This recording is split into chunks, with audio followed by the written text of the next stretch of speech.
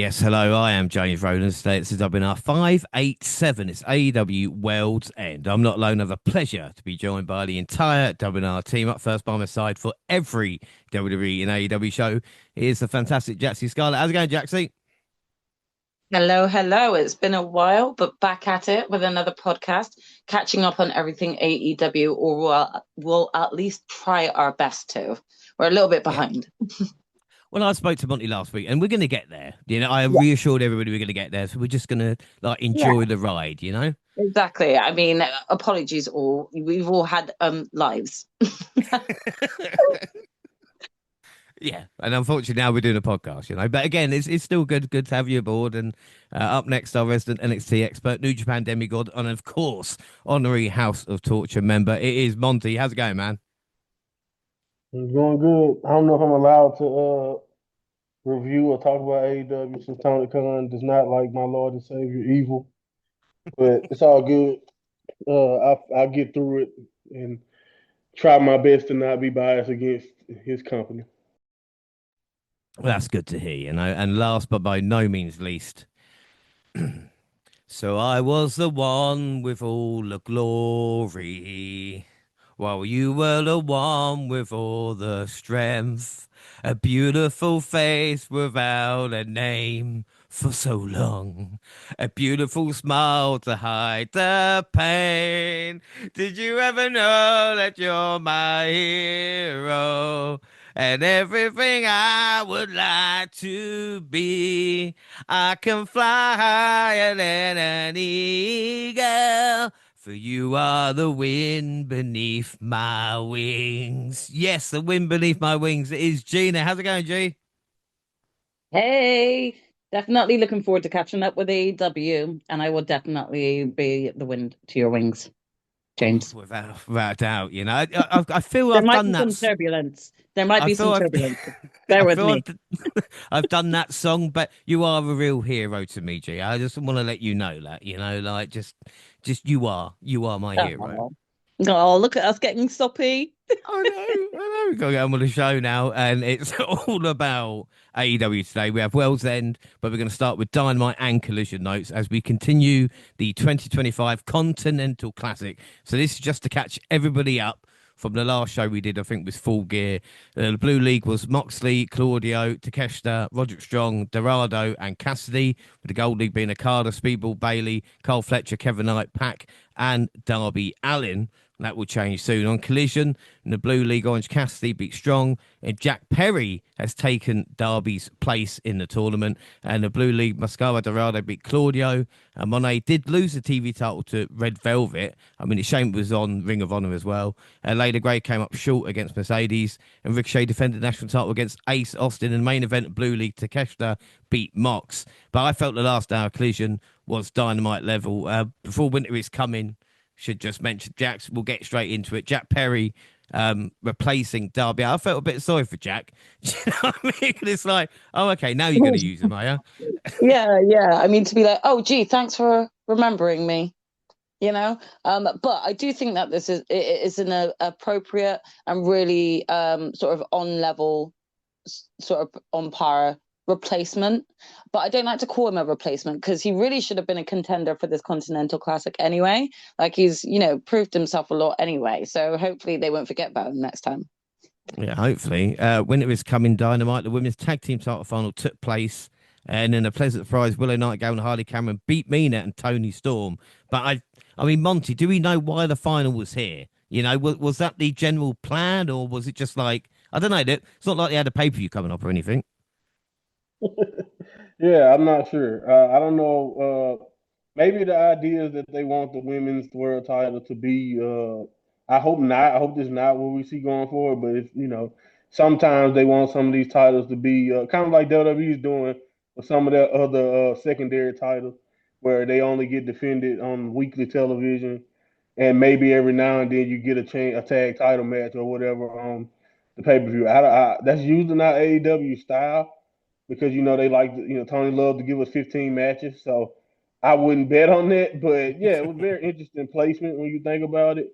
But I can't really complain. I wasn't expecting the result here, But it was a cool moment, and I thought the match was good too for us to get here. And again, congratulations to Willow and Harley. Yeah, without a doubt. As we mentioned, Gold League Okada beat Jack Perry. Don Callis made him an offer which Jack refused, but the Bucks made the save. We got a wild tornado tag match: Hangman Adam Page and Swerve versus the Ops. And in Gold League, Cole Fletcher beat Speedball Mike Bailey. And in the main event, Samoa Joe defended his AEW World Title versus Eddie Kingston. Joe paid tribute to John Cena and made Eddie tap out. And Gina, again, we spoke about this. I think I go to you most times. We talk about people we didn't know face each other, or if they did. But I don't think Joe and Cena did face each other. So this confused the fuck out of me for a second because I was like, is there a match I'm forgetting? But again, it was a nice tribute. Yeah, it was definitely a nice tribute, but I for sure was like, wait, did Cena and Joe like face each other when I was too young for wrestling? And then I was like, wait, no, they came into wrestling after I'd already started watching it. So when have they fought? So it was a bit to, get confused on and wonder like whether they had fought before. If they have, then I definitely have not seen it. But it was still nice to see, tributes being shared for John across different promotions. Yeah, like I say, I might not be on the ball, but hopefully the last 10 years of doing the pod, I would have remembered that match if it happened. But, you never know. Collision Winter is coming in Cardiff. Swerve beat Alexander. Hayton Statlander beat Sisters of Sin. Baber Wrath celebrated their title win with Tony Amina interrupting Sue, followed by Monet to set up a dynamite match. And then we got the Continental Classic Blue League, which was Takeshita versus Claudio. And this ended in a draw. And Jaxie, this is the first time, people probably not, but it's interesting to think, probably first and only time, is a CMLL World Champion taking on the IWGP Champion, obviously, of New Japan. So I guess it had to end in a draw because this was like a real Worlds collide. Talk about politics. Yeah, I mean, like I did question, when like who are they gonna have win this when like they're both two top contenders, well, champion holders in two different promotions. Who who are they going to piss off with this decision to go over? So as soon as this match started, I kind of figured it might actually go to a draw. I'm kind of pleased it did. I don't really know if either should have been given the win over the other. Having been being champions in their own right. But they certainly did well with the match in itself. Like it didn't really feel like it went that long, but they still ran out of time. Yeah, without a doubt. Yeah, really well done. In the Gold League, Speedball Mike Bailey defeated the Jet Kevin Knight. The TNT title match, Mark Briscoe defeated Daniel Garcia, of course, of the Death Riders. Dynamite and Collision Holiday Bash were in Manchester. In the Blue League, John Moxley stayed in contention by beating Roderick Strong. Omega, Matt, and Nick defeated Tenshinoro Okada and Takeshita to win $1 million. And then Samoa Joe, flanked by Hook and Powerhouse Hobb, confidently signed the contract for the match. Swerve Strickland admitted his respect for the Cowboy and genuine hatred for the Samoan submission machine, but it was MJF arriving to sign the Casino Gauntlet to add himself to the world title match. This was nicely played, and I mean, Monty, what a pop for MJF. He owned this segment, didn't he? Yeah, I mean, we know he has the star power. The one thing about Max is when he goes away or whenever, no matter the situation, if his storyline is young, he goes takes a couple weeks off.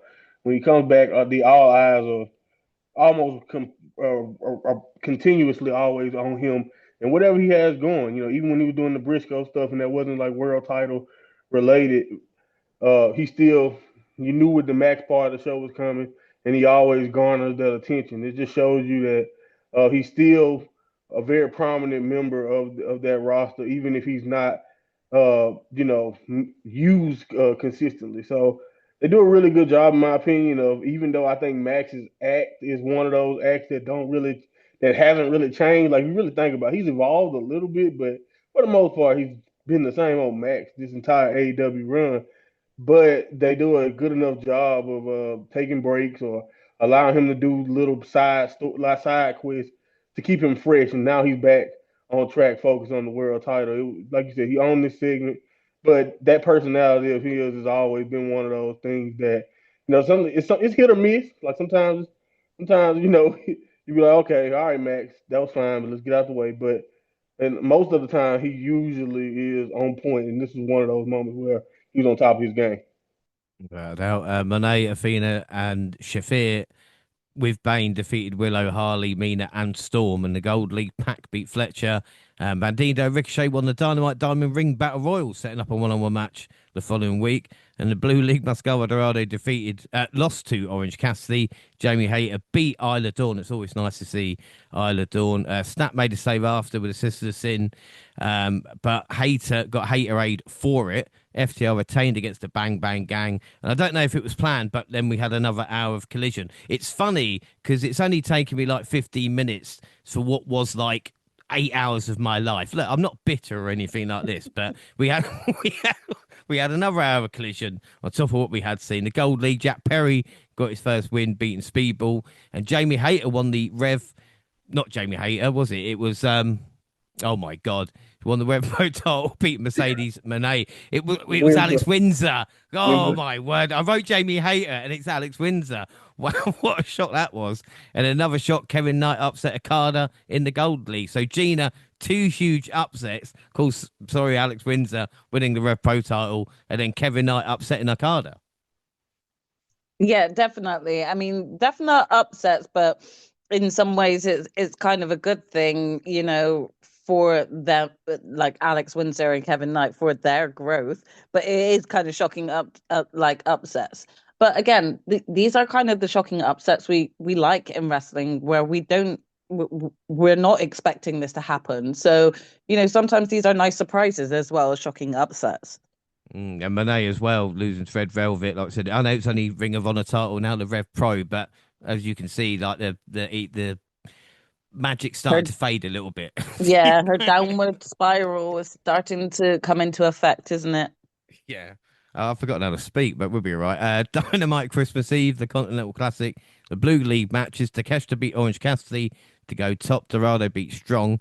Then we saw Gabe Kidd issuing a challenge to Darby Allin for a match at World's End. Jamie Hayter and Chris Statlander had a face-to-face. MJF tried a sneak attack on Page, but Strickland stopped him. The Hangman choked him, Swerve tore him up on the mic. Bandido defeated Ricochet to win the ring. Shafir defeated Mina via submission. And in the Continental Gold League, Jungle Jack Perry beat Pac because, I mean, why would they want the bastard to do well? Jack's like, we talk about Pac and it's like, no, just let him stay in the middle of the card. You know what I mean? We don't want to give him an Yeah, opportunity to be in a sure. semi-final. No, Like, he's fuck not him. talented at all, he's not great when he's in the ring and he lets loose. No, no, no, No. no. It's all right. Just leave him as an NPC, you know? Yeah, And exactly. that's how they're treating him. They're treating him like an NPC. And honestly, like when Pac is in the ring and when he's going for it, it actually is like incredible. I'm just gutted for him. I just feel like he's not being given a shot or a chance, whether it's in WWE or AEW. Like, don't get Mm. me wrong, he's been doing great work being part of uh the Death Riders, but also he's still like a side character in that. Like it's always mainly about Mox or Claudio or even Utah. Do you know what I mean? Like, Yeah, when are he's we not gonna allowed. actually hit go with Pac? Because this man can wrestle, and yet, you know, like due to injury, wasn't able to be pushed when he should have been pushed, and now he's just been sidelined. So it's like I don't know where they're going from here. No, I don't know either. I'm glad. I'm glad it's not just me. Christmas Collision was 2.5 hours long. For fuck's sake. The Continental Classic Gold League. Carl Fletcher defeated Jungle Jack Perry. In the Blue League, Takeshita defeated Mascara Dorado. Roderick Strong defeated Claudio in a really quick match. I was shocked by that. And then we got the Gold League, the Jet Kevin Knight versus Pac, ended a time limit draw. So Moxley defeated Orange Cassidy to cinch his semi-final spot. So to finish the Blue League, Takeshita was top and Mox was second. We had Claudio on 7 points in third, and then Dorado, Cassidy on 6, Roderick Strong on 3. Monty, is that much of a surprise? How that? I mean, Takeshita being top, I don't think is much surprise, and especially with Moxley there as well. Yeah, I mean, we really think about it. You can always make arguments for guys like Claudio and some of the other people. Like you guys were just talking about Pac. I know we all want more for him, but Moxley is still that guy. And basically, AEW, as long as Mox is going to work for him, he's going to be at the top of the card. And I'm not really ever surprised that Moxley's there. Fletcher, of course, with 9 points makes sense too. So really, when you think about it, like you said, Takeshita, of course, world champion in New Japan, wouldn't make sense to have him. And he had 13 points, so he was by far definitely going to be in the final. But and of course, he's honestly, because of his G1 repertoire and everything that we know about him as far as tournaments go, as long as Okada's in the field, he probably should always be around the top because just based on history alone, almost. So when you really think about everybody who made it to the to the semifinals and all that, you can't really argue with that for even if you could have, maybe you wanted a fresher face like a Pac or a Claudio or a Kevin Knight or some of these other guys in that spot. But to be honest, I thought everybody performed well, like Mike Bailey, even though he didn't win a lot or like he wasn't in the final. I thought he did well. So you can only ask for so much, in my opinion. Uh, but I think everybody who finished in the top four probably coming into the tournament, looking at the field, you'll be like, they would, and it depends on how you look at that. Some people may look at that as, oh man, that's very predictable. I don't like that result. Or you can be like, well, no, it just makes sense. They are like the strongest booked of the four. I mean, of the field. So it made sense to me. I enjoyed the tournament for what it was, or at least this process to this point. But yeah, I thought it turned out pretty well. I make fun of the imitation G1 or C2 or whatever they want to call it. But I will never. I've been talking about it for years. I always wanted WWE to implement tournament based wrestling because I just feel like so much can be done. I think even AEW could do better telling stories off of this tournament and during the tournament. But I do think it's always great television. Maybe the time of year they decide to do it is probably not the best, but overall, I thought this was good. Yeah, and we talk about the Gold League. Okada did beat Speedball Mike Bailey. So to finish Gold League, Fletcher top, Okada second because of Carl's head to head.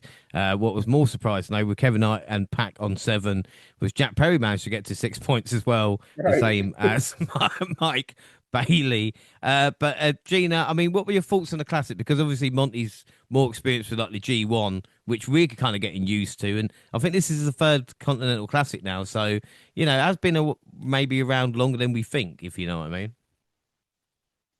Yeah, for sure. I think I definitely look forward to this Continental Classic whenever I see it's coming back because it does give you opportunity to see some matches that you may not have seen or not have seen sort of recently or would like to see someone go up against again.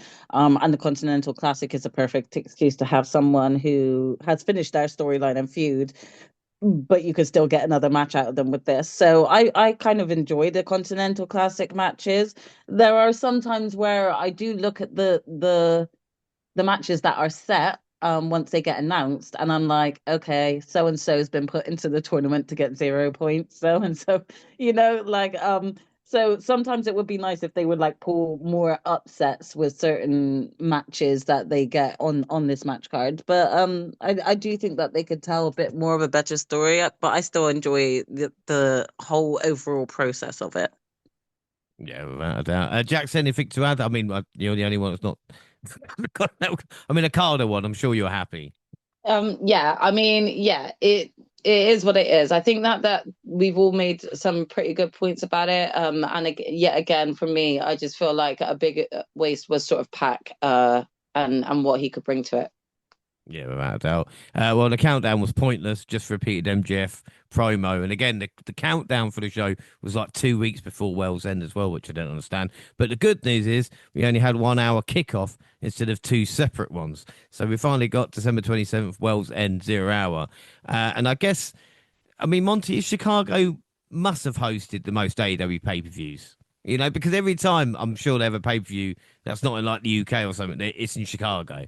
Yeah, it has to be like the second or third home base. I mean, I know, besides Jacksonville or whenever they go back to Florida, I know how they feel about that place. But maybe you could say Vegas for Double or Nothing. But yeah, Chicago is just they loved it, and it was always obvious, especially when Punk was there, because you knew Punk music was gonna hit first, and I felt like they toured Chicago 6,000 times. when Punk first joined, but honestly, they've kept it going. They're always going to revisit Chicago. It's a great wrestling crowd for the most part, and I think those tickets sell well too. And I think that's probably the main reason, of course, why they go back. But yeah, man, they love Chicago, and Chicago loves AEW, so I can't complain too much. But it'd be nice to see as the years go by and AEW continues to get more popular. Can they expand their horizons location wise, or will they, outside of just going to like the UK? And I know they've done more things, like Australia and all that. I know they're trying to grow exponentially, even teasing AEW Japan at some point. But at the end of the day, I know that all takes time. But yeah, as far as America goes, Chicago is definitely has to be their second or third top visited place. Yeah, without a doubt. So we got Renee, Paquette, Double J, RJ City, and Lexi Nair. We saw Adam Cole give predictions as well, which was a nice touch. And then we got the Sisters of Sin versus Hyan and Maya Weld. Blue scored the win for a team. Gina, I don't know if you watched this or not, but my question to you, if you haven't, is why are the Sisters of Sin here for? When do you know what I mean? I just thought it was wasted opportunity.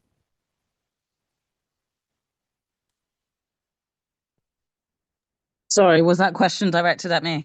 Yes, it was indeed. Sorry, I missed that. I thought you said it was to Jax. No, I like the Sisters of Sin. So I do think it was a missed opportunity for sure. I think they've been showcased quite a lot recently on TV. So it would have just made sense that they were there.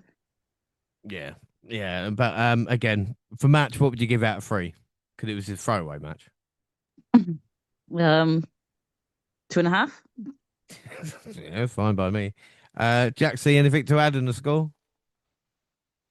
No, yeah, I think it was just there. I mean, again, I do like the Sisters of Sin, but I just feel like they've been sort of relegated as of late, um, to being kind of even like sort of just Thecla sort of like interruptions and stuff like that. So I just didn't really feel like this match like was gonna go anywhere, considering it was just a pre-show match anyway. So I'll give it a 2.5. It's not that it wasn't bad, but again, an unnecessary pre-show Yeah, match. without a doubt. Monty? I like Maya. I like her. On specific reasons why, but I like her. But I will say when you're signing two people, because I think her and Hiana are like signed now officially. It would have been nice to actually like showcase them a little bit more if you're gonna put this match here for no reason. I assume the reason is to showcase some of the new talent versus vets in the company like Sky Blue and Julia. But like you said, it wasn't really much here, to really grasp on. So I wasn't really that invested. But we'll see what happens. I'll give it three. Yeah, I'm going to give it a three. Predictions, dubbing our prediction league 2025 after deadline. So there's just Worlds Collide left. The bonus league, Gina on 15, James and Jaxie on 17, Monty on 21. In WWE, I'm on 5, Jaxie Gina on 8, Monty on 11. And AEW, Jaxie James on 2, Gina on 3, Monty on 5. So can we get separated here today? We all went Sisters of Sin and we're all on 1. And then it was a grizzled young vet. Zach Gibson was the man to take on Eddie Kingston. James Drake was by Gibson's side as usual. The Mad King marched to the ring and started swinging, and he won with a DDT, but was attacked by both members of GYV after the match. And Ortiz returned and ended up making the save. Jaxie, what were your thoughts on this? I mean, this was exciting. It was really nice to actually see Ortiz return and actually reunite with Eddie. But I also like, is that gonna go anywhere, or is that a one-off feel-good moment again as well? Yeah. I also like. I'm just also questioning what they're potentially looking to do with Eddie at this point. Like I don't really like. I kind of keep forgetting that he returned. You know. Yeah, yeah, And yeah. it's not to say that he's doing bad stuff, but I also just don't think that what they're doing with him right now is of any significance. So it's kind of easy to forget that like he is actually about, because he's not really involved in any sort of major main storylines. Um, I think he could actually be brought into these storylines. But again, I don't know. AEW have made a few questionable creative decisions as of late, so we'll see what the new year brings, Freddie. Yeah, I think I mentioned on the last AEW show as well. If Eddie's not that 100% or whatever it is, if he wasn't, then you shouldn't have brought him back until he was ready to be infused. Like, are we just waiting for Ortiz to turn on him? I don't know. Um, Monty, I'll ask you. Grizzled young vets haven't set the world alight like I thought they would. You know, I thought they'd have maybe a little bit more success, and maybe they have on the independents, and I'm not paying attention. Yeah, I mean, I'm gonna be honest with you. I saw somebody refer to them seeming to be on their way up from Ring of Honor. So they just let you know what people think about Ring of Honor. They basically telling you Ring of Honor is like their AEW NXT at this point. So I don't know. They've been kind of when you start off, you get signed to AEW and they just relegate you to Ring of Honor for a while. You almost are just like in a blind spot for me personally because I don't have Honor Club. I'm not watching Ring of Honor at pretty much at all. So I don't. I'm just like you. I'm out of the loop, but I did think they looked good here as being, good heels. And I thought this was fine for what it was. It wasn't that long. It was just like a little brawl. Show Eddie's fire. I agree with you guys though. Eddie hasn't really gotten up to much. Even though the funny thing about this is I thought this was funny to have him here when just a few weeks earlier he was fighting for the world title. It's just so weird, weird booking in my opinion to have That's him what I have that mean. match There's with like Joe. no real direction for him. They're just kind of Yeah, plugging him in when they're like, oh shit, we need someone who's good, you know? right, right. Have him fight some more Joe, and then 2 weeks later he's in a match with a half of a tag team. And like you said, it was good to see Ortiz and all of that. But yeah, it's just weird booking for Eddie right now. So hopefully Nick going into 2026 we actually get some focus for him and an actual story because we know he's at his best when he actually has an angle and have the ability to give those good promos and just do what we know Eddie is good at. But it was a great reunion between him and Ortiz, so maybe that was just the point of this. But yeah, I don't know. As far as the Grizzly Young Vets go, I hope that this means that we'll see more of them on actual television and not erratic, things that like this, and then having to keep up with them through Ring of Honor. Because like I said, at this point, unless you're just a diehard Ring of Honor fan or a diehard AEW fan who has the time, I don't. Yeah, you're not gonna really even know what Grizzly Young Vets have been up to at all. So this was okay. I had a problem with it, but I can't give it much more than a three because it really was. It was just like a 5 minute brawl. Yeah. But as we mentioned, Gina, it's good to see Ortiz back, and let's hope we can get fully fit. But the problem is sometimes you don't know if they're injured or just not being used. It's like when Dark Order showed up a few weeks back, and I was like, have they been out injured then, or just don't get booked? Oh, definitely. This is where you kind of think maybe they should bring their little dark shows back just so that, these people who don't get Yeah, used do get an opportunity to be doing something other than restocking catering backstage or something. But yeah, it is nice to see Ortiz back. I was a little bit confused like Monty said just now, he was in a title picture match a couple of weeks ago, and then now he's on the kickoff, and you're gonna have Ortiz return, like, and that's during the kickoff, which most people tend to not attend or not watch until the main show anyway. So even in my opinion, Ortiz's return was kind of like downplayed a little bit. And for those who did start with AEW from the very beginning, Ortiz would have been, one of those people that were shown weekly that he was part of such a great faction, including Eddie and San what's his name? What's his other partner? Santana. Santana. Dude, that's it.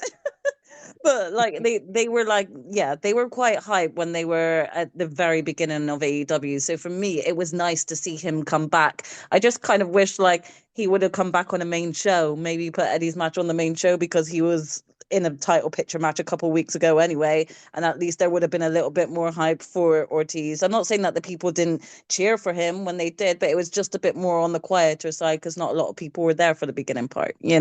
So Yeah, without a doubt. Jax, what would you score out of 5? uh 3. 3, that's right. Gina?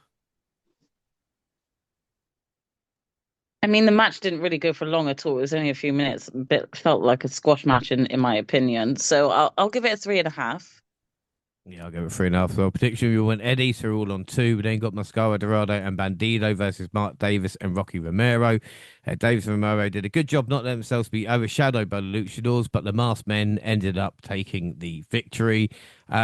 Monty, the only thing that went through my head is I guess Brody King is injured at this moment in time. Well, I mean, what are your thoughts on the match? But just like you mentioned earlier, you guess. We don't Yeah, know. no one tells us. Could have just had the night off. Yeah, we don't know, man. This is fast paced. Like again, once again, not much to it. I don't want to sound like I didn't get anything out of the pre-show at all because I understand the purpose of the pre-show. I just think that because AEW decides to do pre-show that includes 5 to 6, sometimes 4 to 5 warm up matches. It is very annoying to me when we basically come here and talk, basically say the same thing. Don't get me wrong. I thought we talking about Bandito and Mascara Dorado. It was a lot of flying, a lot of exciting moves. But the thing is like because this is just a pre-show match, there's no context. It's not really much of a story around it. I mean, of course, the match itself has a story, but this is just like one of those. If you watch New Japan, it's like one of those warm up tags that you see some of the legends in every now and then on New Japan pay per views or like on the Road 2 shows. And again, it was okay. Don't get me wrong. I thought, and I love Mark Davis. It's good to see him. I understand that we know Kyle Fletcher is special, but I think Mark Davis, because of what happened at the time of his illness and injury, and how he basically was away while Kyle Fletcher ascended, it sucks to me that he's kind of just stuck here, just being a guy, just a guy. It's kind of like you guys mentioned with Pat, like because they do the faction thing in AEW. There's a lot of talented people who are just guys in AEW. And don't get me wrong, they're talented. They still put on good shows, but it's hard to look at them for more than how they've been depicted on AEW television. But again, I thought this was good. I thought again Mark Davis had good moments. Bandito and Dorado were, of course, being their exciting luchador selves, but this was just a pretty good warm up match. And I thought everybody did well, but it wasn't much to latch on to outside of that. We'll just go out of five. I give it 3.5. 3.5. Gina, anything to add and what's your score? Yeah, not really anything to add on my part. I think all was said, and I'll give it a 3.5, 3.5 too. Jax? Yeah, pretty much the same. I'll give this a 3.5. Yeah, we're going to give it a 3.25. Predictions, we all went Masked Men, so all on 3. We then got Josh Alexander and a Demand versus Jet Speed and Jurassic Express. They all attacked Jurassic Express during their entrance, get an unfair advantage. They took Luchasaurus to the back, and Perry spent a long time recovering while Jet Speed fought 4 men by themselves. But once Perry and Luchasaurus recovered, they were able to get the win for their team. Gina, what were your thoughts on this? Yeah, I mean, don't get me wrong, I enjoyed this match. I thought it was good. I like the teams that were involved.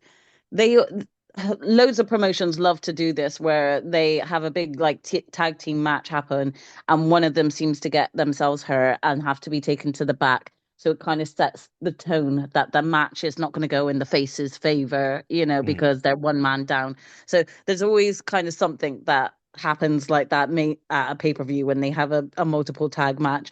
Um, did I think Luchasaurus was not going to turn up? No, I knew he was going to come out, whether he was limping or not, and still help regardless at the end.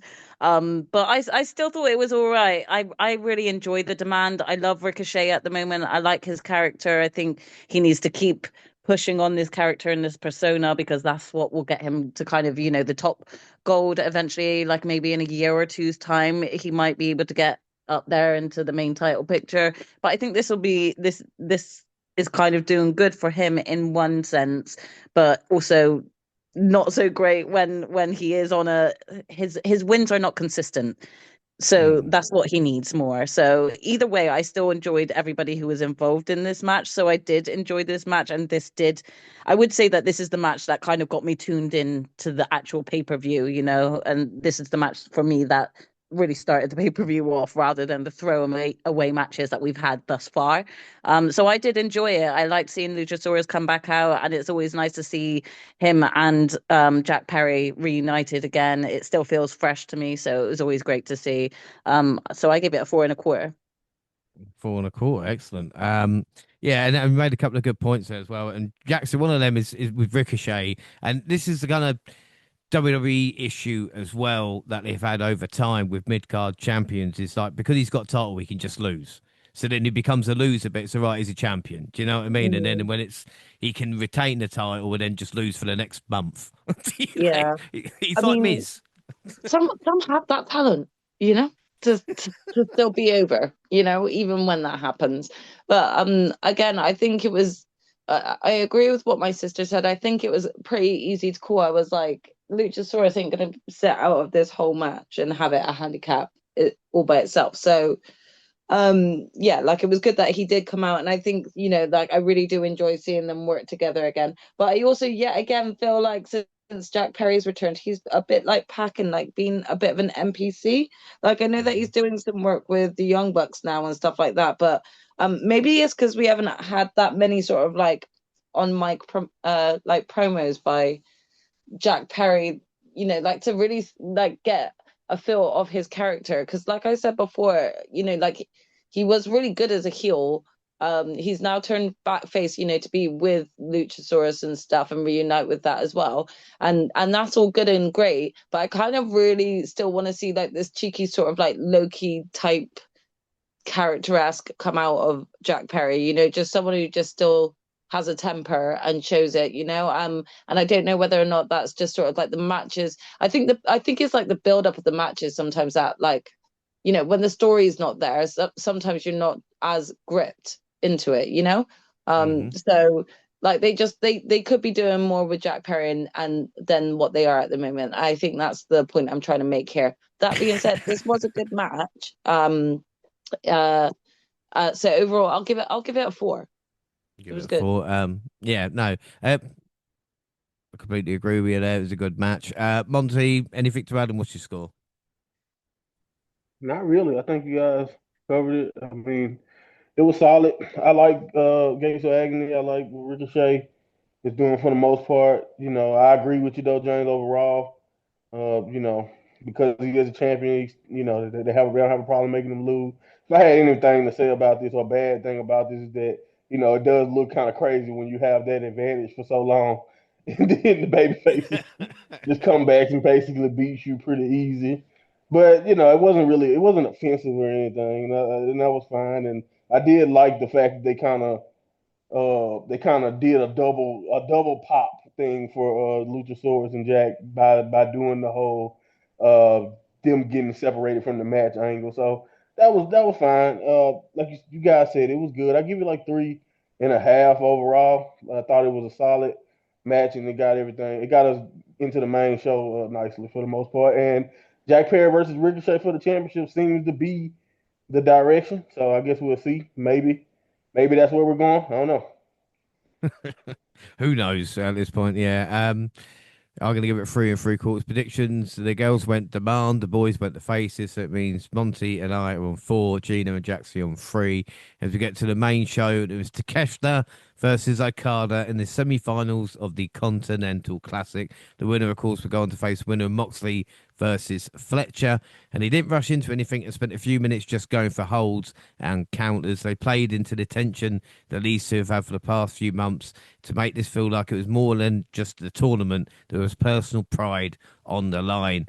Unfortunately, the ending did fall apart a little bit. Okada used a screwdriver to get the win in a moment that the referee should have absolutely seen. I mean, I'm trying my best here, Jaxie, but my God, that No, finish. I mean this was pretty hard to like. Yeah, but I think this ruined the match. If I'm honest. I mean, I couldn't believe it started the show because of how big the match was, and then it's that finish, and Yeah, I'm going, oh no. yeah. Um, like this was quite infuriating, I think, and like not from a like you know I'm a huge Okada fan, but I just also feel like the way that it ended, it just like it just wasn't good, you know? And with all that build up as well, do you know what I mean? Yeah. Like all the build we've been wanting. It's one of the few one-on-one matches that I've wanted to see, that everybody's wanted to see. It starts Mm, the show, and yeah. again, maybe it was a little bit slower than a lot of people expected, but I think it's left a lot of room for kind of future matches, if you know what I mean. Definitely. This definitely is not over. And if anything, I think is the very start of a potential ugly feud between Okada and Takeshita, you know? And this is how you build good content. But I just think, for the fact that this was for the Continental Classic, yeah, I mean, safe to say I was a little bit peeved, especially with, sort of like what I had sort of going into this prediction wise. Yeah, yeah. Well, we will get there in a minute. You're right about that. I mean, Monty, this was again interesting. I want to get your thoughts on it as well because like I said, we've been anticipating the matchup so much. Maybe we got Yeah. too excited for it, you know? Well, I mean, I don't want to blame the fans, man. The execution is the problem. Like you said, the placement on the card. Even though I understand it, but like, let's just go ahead and I'm gonna say the elephant, or not necessarily. I'm not saying this not what you guys don't want to say, but to me, this is just the result of putting the cart before the horse. AEW or whoever agreed to let Takeshita win the IWGP Heavyweight Championship before the Wrestle Kingdom, and if you just waited and let him win the belt at Wrestle Kingdom after winning the G1, as tradition used to be, maybe you could have actually got a legit finish to a couple of these Takeshita matches instead of something screwy like that. Because Gato is no way Gato was going to let Takeshita lose clean. He gains nothing. No matter how much we love Okada in New Japan, and fans would understand, it's just not going to happen. They weren't going to let the IWGP champion lose clean to an AEW guy. And then I saw a lot of. I noticed it, but I just want to say, if you thought this was going a little slow, or you didn't like the urgency of Okada, the placement of the match. I'm gonna be honest with you. I'm not saying he does this on purpose. I don't know that, but Okada in the first match on the card, you're not gonna get Wrestle Kingdom Superman Okada if he's first. Like I'm not. I just know how traditionally Japanese, and not just Japanese wrestlers, but guys who are main event talent on the New Japan circuit, usually how they look at. They take their placement just as serious as as wrestlers did back in the day. It's just like I know we look at the opener as just as important as the main event, and we should. But in Japan, Okada was a last bell ring type of guy, and putting this match first, no matter all the hype. And I understand why. I mean, of course, I mean it wasn't going to ever be last. So, but at the end of the day, I just think that some of that urgency and some of this that passion that you kind of can see from Okada every now and then when he pick and choose, you're rarely going to get that in the first match, no matter how well they built up his first encounter with Takeshita. But the execution of the finish, the choice of the type of finish, in my opinion, because I feel like they could have got out of this in a simpler way, but they just chose not to. So it was what it was. I do agree with you guys. The good thing is I don't think this is over, and based on things that happened on January 4th that we'll talk about at some point, I think you guys could at least be able to see a freer version of Takeshita fighting Okada. But yeah, man, this was what it was. I thought it was okay. It was pretty good. But yeah, I think it was another situation, kind of like Shinsuke Nakamura, AJ Styles at WrestleMania or whatever, Hmm. of us seeing it in our head and just being like, oh man, we know that these guys are going to rip the building apart. And this still had the potential to, but it never really got up to that level. And we know they both can go a step or a couple steps higher, even though I thought Takeshita was pretty much his same old solid self. But yeah, man, I wasn't too offended by it, but yeah, I just think a lot of the problems that happened with this match and the weird finish and all of that probably could have been avoided if Takeshita wasn't the IWGP champion. Yeah, but still, it's annoying prediction wise, isn't it? Gene, as we speak about that as well. Like, we thought Takeshita would beat Okada. Like, come on, that was the whole point of it, wasn't it? I mean, after the year that Takeshita has had as well on both AEW and New Japan, I kind of expected him to get the win. Yeah, I thought, Yeah. in some ways it was going to be a slight, not passing of the torch, but Okada's going to be, back and forth with Tanahashi and his final match. Maybe like this time around, the focus can be on Takeshita. So yeah, I'm not going to lie, it shook me. I didn't see him getting the win. It really shocked me. Yeah, that was a surprise, I will say. All right, out of five then. Jaxie, what would you score it? Yeah, I'll give this a 4 again. Give it a four. Monty 4 and a quarter. and Gina. Yeah, I think if the ending was a little bit better, it might have gotten a higher score, but I'll give it a 4.25 as well. Yeah, I'm going to give it a 4.25. Predictions. We all went to Keshta apart from Monty, who, of course, went Okada. So Monty's on 5, I'm on 4, Gina and Jax on 3. The second C2 semi final match saw Moxley take on Fletcher. It looked like Fletcher was getting under Moxley's skin until the leader of the Death Riders followed him out the ring and started beating him up. Fletcher trapped Moxley's leg between the ring and steel stairs to cause some damage, so he was able to take control. After both men came close several times, Fletcher looked for the screwdriver that Okada used earlier, but he couldn't find it. Fletcher did kick out to Moxley's finishers, but he wasn't able to last through a rear naked choke, and Moxley got the win. Monty, my God. So Cole didn't watch the opener. That was it then. So that's I don't know, man. What I don't know. Yeah, that just cracked me up that it just cracked me up that that's what he tried to do. This was great, man. This is one of them reasons why at the end of the day, no matter how annoyed people were with Mox or how long his run as Death Riders leader and super bad guy could have been. I understand why people had their complaints, but this is him at his best, man. Like he was a big bad heel. You know who he was who he has been at the beginning of this match, but by the end of it, he had these people and had everybody just rooting for him off just pure psychology, pure resiliency, and I think this is one of those things that you show people. This type of match right here is what you show people if you want people to understand why AEW put so much of their time and so much investment in a guy like John Moxley and Fletcher.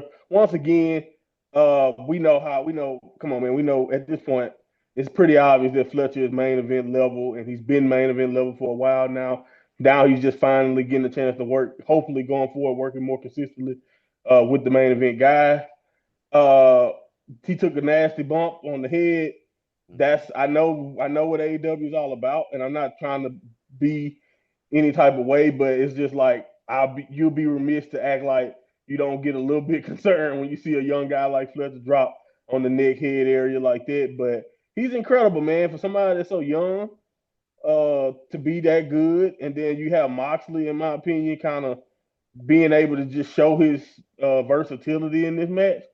I didn't see anything really wrong with it. I mean, maybe you could have asked for a different result, but to be honest, after the way this match played out, it was a pretty good 20 plus minute match that I thought by the end of it, I was really satisfied with the story they told.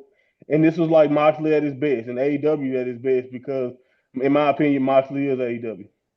Yeah, like I said, Moxie's right back in the picture, and you made a great point as well. And Genie, you landed on your head is bad is when William Regal has to have a word. You know what I mean? It's just to Right. say to Fletcher, like, Fletcher, just be careful. Oh shit, maybe it was a bad bump. Yeah, definitely. I mean, I will say that the bump is the main thing that I took from this match. It was a great match, but I just keep thinking about that bump and had it been any more worse, that could have been it for Kyle. So I think it does highlight the importance for wrestlers to still be vigilant in making sure that they're not breaking their bodies just for our entertainment. um as much as we enjoy seeing matches get rough and shock us with a lot of like painful moves, I think we all as a fandom would still prefer the wrestlers to make sure that their health is in top check. We don't want anything horrible happening to them. But saying that, this match was great. I didn't see, again, I was a bit shocked by the outcome. I had an idea in mind of how this classic was going to end. So for me, I was kind of shocked because I had mapped it out. Um, but I'm also not mad at it. I think it showcased the guy's great, and I think Kyle Fletcher really is the future of this company, and he's just shown that Mm. he can already play on a level field with those who are in that top picture. And like Monty said, Mox is AEW. If you can handle yourself in a ring with Mox, you know that you're up there. So yeah, for me it was a great match still. Sad about the outcome, but more because of my predictions. Yeah, and Jaxie, I mean, again, we've spoken about the match calls, but it was an interesting choice to have the four hills in the semi-finals. Like I said, maybe that shows more about how strong the hill side is than the face side at the moment. I found it very interesting for sure. for sure. But it wasn't bad either. You'd think that there would be something lacking not having like like a top babyface in the final, but um, I think it gives like incentive for all the heels to be their most asshole selves that they can in order to get what they want. And we kind of saw that from the first match anyway. We saw that that was the intention, that Kyle even wanted to go down just to actually get that win. So I still think it worked well. I don't think it lacked anything in that regard. But I should have saw this coming, and I would have seen this coming as a result if I had gone the other way with the Okada match, the Okada Takeshita match first. I didn't really expect it to not swing in Moxley's way when we saw that it was going to be Okada going, through to the final. So I thought it was a good shot, but again, as you guys said, there's been a lot of discussion and importance around sort of head and neck injuries, especially with I forgot his name, is it Elton something from Pretty Deadly, and what he did to his neck. We've all Mm, seen what happened between Ridge and Big E. So I don't think that there's anything wrong with us just sort of like, emphasizing, and even William Regal emphasizing, just really go careful when taking these bumps, and just remember like the basics and the main way to keep yourself safe. We all want to have a good match. We all want to see a good match, but not to the extent that you're going to break your neck or walk away potentially with a life-threatening injury. yeah, So yeah, overall it was a good match. It was one that I should have expected. yeah. No, they're excellent points. Monty, what would you give out of five? 4 3/4. 4 3/4. Gina, Yeah, I'm gonna go same actually, 4 3/4. Jax. I'll go 4.5 on this. I'm gonna go 4 3. I've really it's annoying because I was pissed off with Mox, and I never saw a card out of Moxley in the finals. Well, I will admit this, and yeah, even this match, I was like, well, I don't really care about this match, but it got me involved, and yeah, no, I'm really impressed by it. Predictions. Monty and I went for Mox, and the girls went for Fletcher. So Monty's on 6, I'm on 5, Gina and Jax are on 3. And then we got Austin Gunn and Juice Robinson getting another shot at Dax and Cash for the AEW tag titles. But this time it was a Chicago street fight. And as soon as the match began, the fight spilled out of the ring. Harbour tried to use a chair to maim Robinson before they began fighting in the crowd. Meanwhile, Wheeler and Gunn fought up the ramp to the stage. I mean, this was an entertaining bit of mayhem that highlighted the willingness of all four to put their body on the line. Stokely saved the match for his team with Harwood about to lose. This allowed FDR to make a comeback and get the win with a few power drivers to Gunn. I mean, Gina, what are your thoughts on this? I'm laughing because when I say Stokely, he cleared the table. He didn't go through the table, but he did save the match for FTR. Yeah, I think Stokely was the little MVP for this match, wasn't it? Look, I think we all went into this match still loving Juice and whichever son it was. I always get his name mixed up. I just remember Austin's name. I don't remember the other one. Is it Austin? It is Austin. Yeah, you're right. Yeah. Oh, okay. Yeah, don't get me wrong, love them. I'm so happy Juice is back as well. He's always entertaining to watch, but I didn't really go into this match believing that they were going to come out the winners against Mm, FTR, not just because FTR have just won the belts back themselves, but also because they've got bitch ass Stokely in their corner. Whenever he's going to be there in the corner, you have to expect his involvement. So they were already going to be slightly a man down if you want to take it into effect, because it's a street fight as well. There's no DQ, so it's allowed. So yeah, either way, I still took it as a fun match to then follow these Continental Classics. I thought it was good to put this match next following it. Um, it was entertaining, very much entertaining. I like Stokely. I like Stokely being a bitch. I like the crowd hating on Stokely. It's always entertaining to me. I do love a bit of silliness in wrestling, and sometimes that silliness can help work. And when yeah. you've just had like two big grueling classic matches for the Continental Classic, I think a match like this was definitely warranted in the middle to kind of reawaken the crowd, and let them know, hey, there is still a lot more to come on this card. So yeah, I think it was a great match, and I'm not mad at the outcome either. I think Bang Bang Gang will get their time in the tag championship range, but it's just not right now. So yeah, fair play to them though. Yeah, no, I think you're right. I think the crowd didn't believe FTR would lose. But Jax, it's only when you get matches like this you realise the tag division isn't stacked. Do you know what I mean? I mean, I'm pretty sure it used to be. But if this is who the challengers are, I Yeah. know we got the Bucks, but there's not that Mm. many, is there? Well, I mean, I think it was during this match that I did sort of make a realization to be like they have lost a lot of great tag teams as of late. I think that some of the obvious being in the room. You have Proud and Powerful. We talked about Ortiz returning earlier, but obviously Santana's now with TNA. You've got the Lucha Bros who are now not doing tag team stuff on two different on the in the same company on two different ones, like one on Raw, one on SmackDown, which makes no sense. The tag teams that they do have in AEW are strong, but they've not actually been putting them in storylines, so we've kind of forgotten about them. Like again, like I know that the Gates of Agony are around. We could be looking to push them more. You guys brought up the Darker Order earlier. I forgot that they were still around. I didn't know if they were off doing their own thing. Like they haven't been pushed. And when AEW first started out, they were a big part of the tag division. They've got some strong tag teams, but they're also not utilizing them in the right way. So yeah, we get a match like this, which is good, but this was a tag match that probably could have happened on a Dynamite, and it would have still been good. You know? Yeah. No, I completely agree. Yeah, I've just realised where the Hurt Business. So I know on holiday, have they taken Christmas holiday or something I like mean, that? I I don't just know. Was there anything to do with Bobby Lashley being off injured or something? Because I also noticed, like, I think in one of the recent Dynamites or something, it was just Shelton Benjamin in a singles match as well. So I'm not sure oh, if like I Bobby's don't know busy. how far this went. I did read online, and again, don't I take this with a pinch of salt on what you read online, but I heard that like someone said the Hurt Business don't really like losing, and so that's the reason why none of them were put in the Continental Classic as well, because none of them want to take the L's to yeah. people. I don't know how true that is, but I just think that if there's no injury, then maybe the Hurt Business have just been kept off for a little bit because they don't want to lose to anyone currently. That's crazy, isn't it? But yeah, I mean, interesting. And again, another tag team missing. And Monty, I don't know if you've got any updates where Cope and Christian are. Are they in a retreat somewhere? Something like that? 'Cause I thought they'd be back by now, but it might be Revolution then, I guess.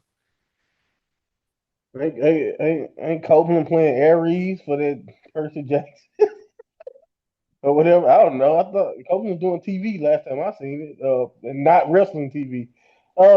So I don't I know. think he was in Uh, that Percy Jackson show. He Yeah, was, yeah, I wasn't know. he? Yeah, he's on there, and that's Yeah. what I'm saying. I'm not sure if he's doing that right now, but yeah, that's the last time I've seen him doing anything because he's been away from AEW that long at this point. But I don't know. I mean, I'm assuming at some point they'll pop up, like you mentioned, James, this year. But yeah, they've been gone, and I mean, at this point, the tag division is what it is. It's a bathroom break type of placement on these shows, and it sucks because we know uh, at the beginning, especially of AEW seemed to have a lot of pride for these belts, and maybe that's why I think maybe we should shift focus to the women's tag division and make that the one of the more prominent things on AEW television and shows.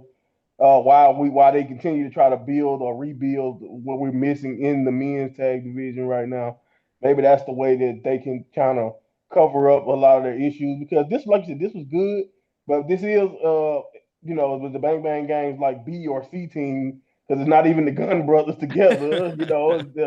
It's not Juice and we know where Jay White is. So this was good though, or at least it had funny moments and good moments to it.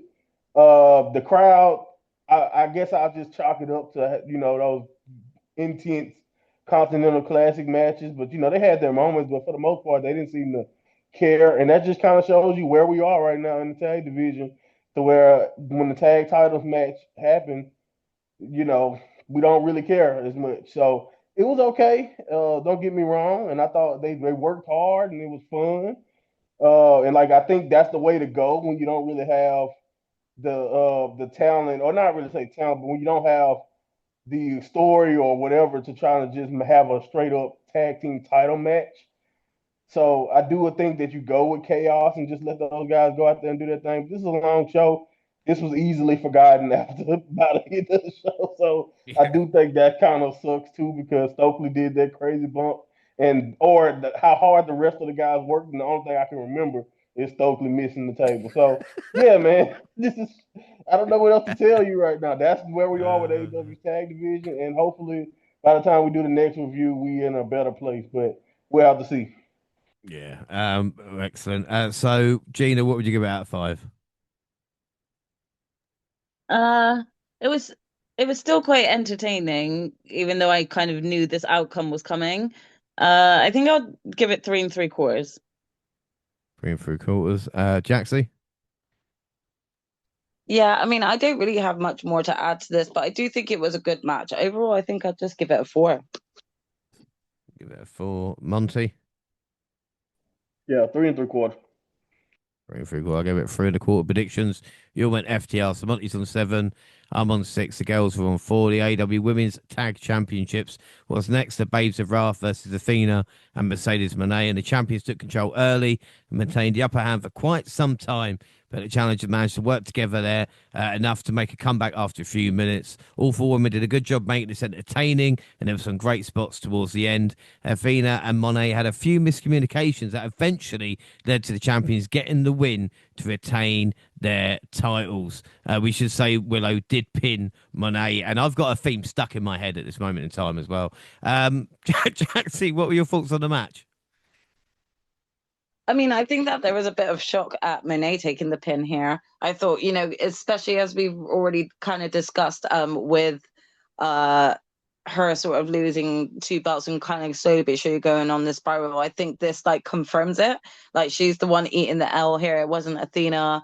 And I think in a way is good. Like I think that we need to maybe potentially see like an unhinged like Mercedes just losing her shit while she's losing everything that she's worked so hard for. So, it's completely it's I did see this outcome happening. Like I thought it was a bit too cruel to actually like put like the first ever belts on like Willow and Harley and have them lose it this quickly. But I do think that like they told the story well here, and just kind of seeing this spiral of Mercedes maybe losing it a little bit.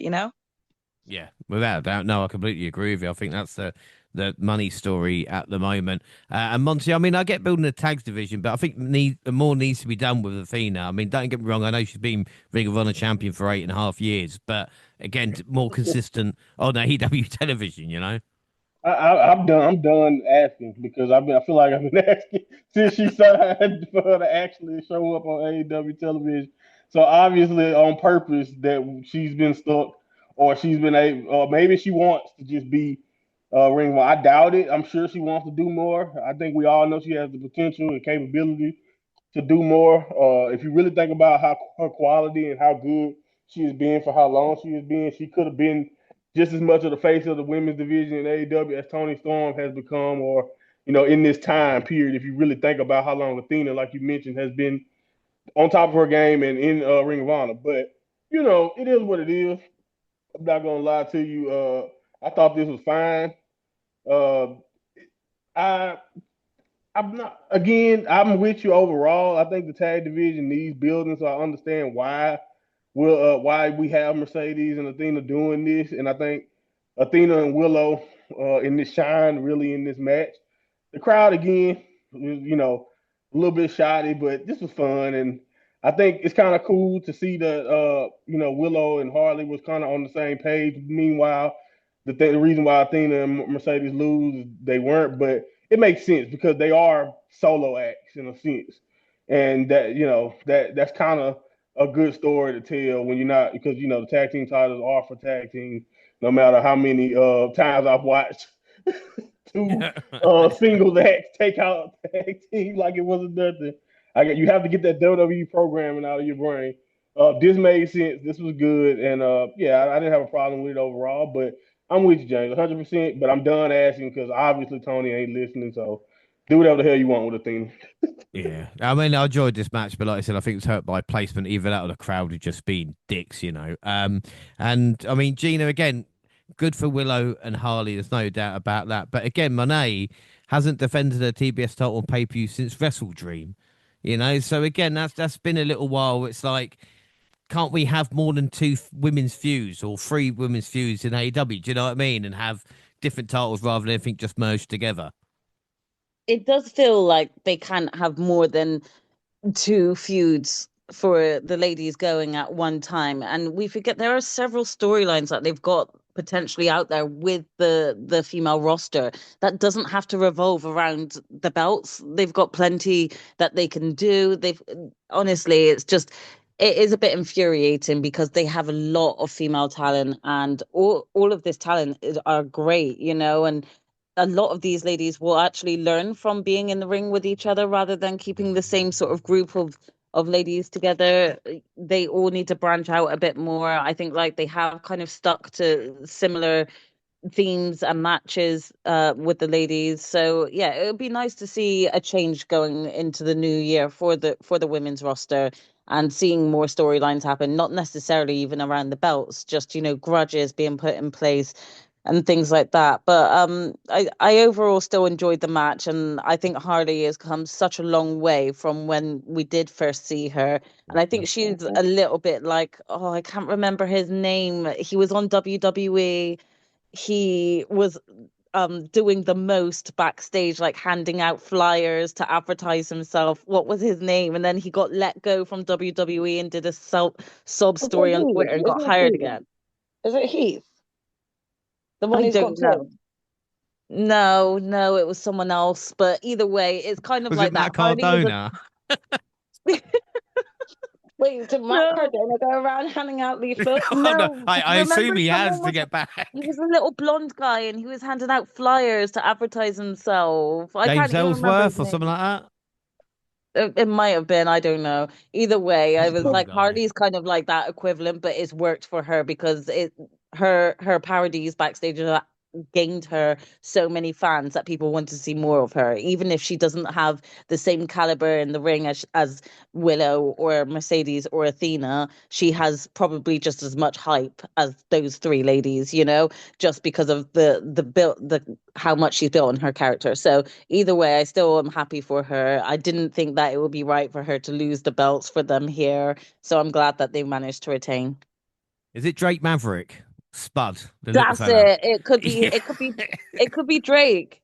Because It he could got be released him. and he did release a Actually, video yeah, of I like, think it oh, could be. Yeah, yeah. I think I remember I'm him glad that handing you guys out know the what I button. mean and what I'm Yeah. talking about at least. well, that's all I was thinking about. I saw I should have been listening, but for the kind of little blonde guy, little blonde guy. Little So blonde. Yeah, but no, it was still overall an enjoyable match, and like I said, I think I agree with Jax in the sense of we need to see Mercedes take more of these L's to kind of bring out maybe a different side to her character and being a bit more sulky and seeing all of her hard work just go down the drain, you know. yeah, seeing that mask slip. Jaxie, then what would you score this out of five? Um, I'll give it a 4.25. It was a good match. 4.25. Monty, 3.5. 3.5. Gina, I'll give it a 3 3/4. I'll give it 4.5. I must have really enjoyed it. I only watched it yesterday. Predictions: we all went babes. So Monty's on 8, I'm on 7, the girls are on 5, and then we got Darby Allen versus Gabe Kidd. Allen exploded out the corner with a running drop kick as soon as Kidd got to the ring. It took Kidd a couple of minutes, but once he regained his footing, he threw Allen into the timekeeper's table and hit a slingshot into the steel stairs. They were set up with a metal plate that popped off when Allen hit it. Darby began bleeding from his head after the spot, so Kidd pounced him and made it worse. But a few moments later, Kidd was bleeding even more. Allen used a classic wrestling counter to get the win, reverse a sleeper hold into a pin to get the free count. Monty, this is what Gabe's doing. Is he all elite yet? You know, or I don't know. Like, what do you think? He might as well be. This was just stupid to me, man. I mean, I'm not gonna act like it was bad. Like they went out there, they bled, but let's say this: it was a short, concise match, but they had enough time to try to kill each other, and they were bleeding, but the question that a lot of fans don't want you to ask when you're watching some of this stuff is why. Mm. And that's the thing. And it's like I understand Gabe Kidd has like a loose or like maybe he is an honorary Death Rider at this point, but it's just like, what are we watching? Why are they half killing each other? Why are we watching a bloodbath, a 10-minute bloodbath between two guys with not really any stakes, especially on a night where every other match pretty much had some kind of stakes. So my biggest problem with this match, don't get me wrong, I thought it was fine. I probably would say 4 stars overall. Darby does what Darby does. Darby's excellent. We know at this point what it's all about. Gabe is he shines in these type of fights. So if he is all elite, I'm not acting like I'm not dumb. I think he'll be fine. But Gabe talked a lot of shit about AEW, and at this point, if you're a New Japan wrestler and you speak ill of AEW, I'm just assuming you and Tony are texting and you're good friends at this point because like almost everybody who thrashed AEW, except my goat Tetsuya Naito, ended up in AEW and working more there than they are in New Japan. I'm not oblivious though. Gabe has ties outside of any relationship to Tony. Like I get it. The guy who trained him and helped save his life, Shibata, is AEW. So like I'm not dumb. It would make a whole lot of sense. And I'm not mad or anything. He's an independent contractor. Do whatever the hell you want. But it is funny when he was one of the main guys speaking about how New Japan for life he was and how anti AEW he is, and now he's been following behind Moxley way more than he's even been a war dog pretty much at this point. And so I'm not letting that affect my rating, in my opinion, of this, because I do think it was a good little brawl. But it's like I said, the purpose of this match, I'm not sure. And then, like I said, Gabe Kidd being there and just kind of, again, doing this. And like you said, this is what he's doing now. It's just like, all right, whatever. This is fine. It is what it is. But I don't think this needed to be here. And overall, it's hard for me not to bring that up. Yeah, I think you're right. It did feel a bit long, and with no stakes in the end, it turned into just filler. But Gina, it's weird. Darby sure likes to get thrown downstairs or onto him.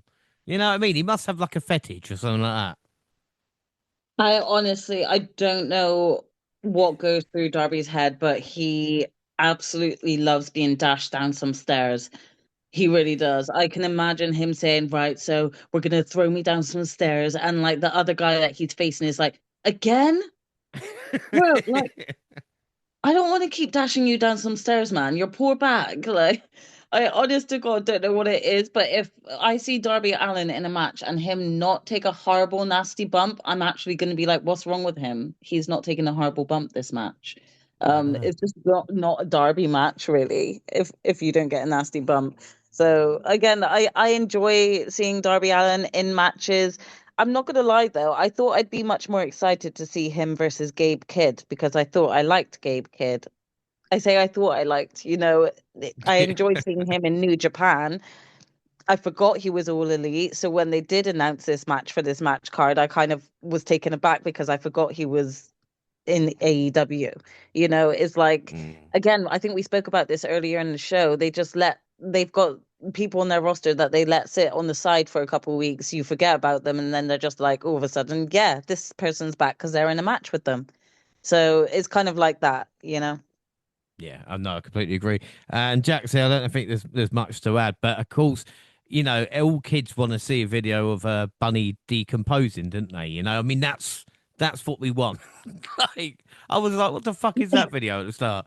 Yeah, I mean, what that opening graphic, yeah, because I was Yeah. like so confused by it. But I think a lot of my thoughts on this match very much align with what Monty has said. Like, to be honest, this felt like, them going into this match saying, what is the craziest shit that we can do? Let's just do it. And like, sometimes there's a need for it when there's been a build up of a story and stuff. But going back on what Monty, sort of brought up, like, really, there was no real reason why Gabe and Darby were like feuding, really. Yes, Darby feuded with the Death Riders and he's got an issue with them still because he don't let shit go.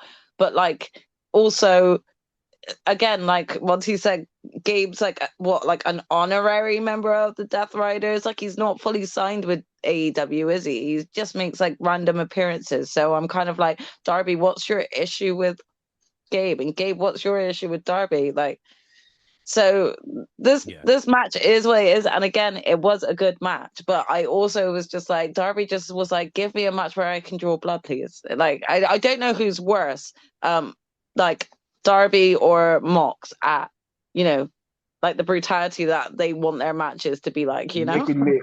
Like, I feel definitely more, probably, but I think that that's more likely because Tony Khan has probably given, you know, an extreme list of no's to Darby that he's probably like brought up before as ideas, and TK's gone, no, I'm not having you die, okay, you know. So yeah, this is what it is. I think it was a good match. I think it's 4-star. I'm gonna give it 4-star, not any higher, because like I just feel like this match wasn't entirely warranted or needed. But yeah, it was there. But one of the positives of having Gabe Kidd in, like I said, the Death Riders is the confusion with Tony Schiavone trying to guess if it's Claudio or Gabe. So we have still got that, you know. So, you know, as long as we've got that comedy gold, we stick there. So we got scores there. So, Gina, what would you give this match? Yeah, I think I'll give it a 4 as well. Yeah, I'll give it a 4.25. Predictions, we went Derby, so Monty's on 9, I'm on 8. The girls are on 6. And then we've got Marina Shafir, Willie Yuta, Daniel Garcia, Claudio, taking on Tony Storm, Mark Briscoe, Orange Cassidy, Roderick Strong in an 8-person Tornado-style match, or a mixed nuts mayhem. The standoff with Strong and Shafir was done well. I mean, everyone knows they're married, but AEW hasn't told us that. So to see Strong slapping his wife is definitely something on a rewatch. Briscoe ended up scoring a win for his team to end an entertaining fight. Willow and Hardy joined the winners to celebrate. Gina, what were your thoughts on this? Because I've got an opinion, but what's yours? Yeah, I think this is one of those matches that they put together to be like, okay, we need kind of a crowd feel good match, give them what they want. Who's the biggest like faction on here that needs kind of that the audience would just love to see their asses get kicked by some faces? Oh yeah, okay, we'll do the remnants of the Death Riders, you know, sort of thing. Um, I actually found it hilarious to see Marina get hit. But only because I'm a firm believer is you dish it out, you can receive it back, you know. So she's sat there letting everyone like just grind on her husband. So he's like, you know, I'm gonna bash you back. That was really entertaining to me. I also loved the little parody with Tony Storm and Orange Cassidy, and their little tango or waltz or whatever it was that they did. I thought that was brilliant. And I enjoyed it. And again, like I said, I think there's always a crowd feel good match that's put in place, and this is what I thought it was. Everybody loves Tony Storm, and even just getting that gold with Orange Cassidy, I think it just made everyone feel happy for how long they've already been sat there watching matches, you know. So yeah, I think this match hit its purpose and what it needed to do. Did it actually need to be on this match card? Not really. But like I said, they always want to feel good match, I guess. So this was it. Yeah, no, excellent points. Yeah, I was going to say, I mean, Jax, the thing is, it's like Tony's backstage and going, right, we booked the card. Shit, Tony Storm's not doing anything. All right, let's book her in mixed match nuts. You know what I mean? Nuts match. Yeah, well, she's in there and then she can get the pop from the crowd. Yeah, I mean, exactly. Not only that, but they were like, "Oh shit, we also don't have OC. Like, we got to put him in there. Let's just pair them together." Do you know what I mean? Yeah. Again, I think you guys have just brought up the right amount of points for this match. It was there. It was an entertainment sort of moment that sort of breaks up a lot of the brutality that we just gotten from the sort of Darby Gabe match. So I could see that like the placement of it was like probably warranted and worked well. But again, it was one of those matches just to length out the match card, you know, and could have been just like easily on a collision, you know, if you ask me, that sort of thing, you know. So it wasn't bad. I actually thought I was actually quite entertained throughout it all. And again, bringing up Roderick and Marina, like I'm also a strong believer of if you dish it out, you could take it. So fair play to Roderick Strong. But yeah, like I think that if anything, this kind of did nothing for either side. I feel like, if you'd have given the Death Riders the win, at least like they wouldn't have looked like they're starting to become jobbers, but that is exactly what they're starting to look like. So the match could have like had a bit more significance if you had the heels win, sorry, instead of losing. But that being said, it was a good, entertaining match, Yeah. Yeah, no, I completely agree. Monty, anything to add, and start us off with the score? What a silly match. That's pretty much all I. It was good intergender stuff, but what a silly match. That's really all I. That's what I put down. It was silly. It was a good time. I didn't put too much thought into it. Like I'm sure they didn't put a lot of thought into booking this. And it was what it was. I don't think it again, not offensive, not great either, but you can't get too mad. Like you said, you get your popular people out there, you get some interactions that will make it a little unique. It is funny to me that the commentators still are shocked when men hit women as much as we've seen it in AEW, or when women hit men as much as they've done it at this point. It is funny to me to see them react to it like it's not normalized, but it's still, I know it's not the norm, but it's just funny to me. But at the end of the day, I thought this was fine. I do think just like the match before it, you start to ask the question, did it need to be here? But I think you pretty much spoke to that, James. Like, we got some superstars just sitting around that we can put on this card, and we're gonna put them on the card. So yeah, I think that's basically what we got here. It was fine. I gave it 3 3/4. 3 3/4. Gina? Yeah, same, 3 3/4. Jaxie? I'll go 4. Yeah, I gave it a 4. All predictions, we went all conglomeration. So Monty's on 10, I'm on 9, the girls on 7. Backstage, Monet had a crash out before the AEW Women's Championship, which was Jamie Hayter versus Chris Statlander. They started with a simple lock-up sequence as both women tried to overpower each other. Stat ended up getting the first advantage when she sent Hayter out of the ring. The problem with following a match like the one we had before is that the crowd can sometimes be a bit worn out, so they were less vocal. Hayter and Statlander did well, but it put them probably the hardest spot on the card. They picked up the pace, and the fans in the arena woke up a little bit and started reacting.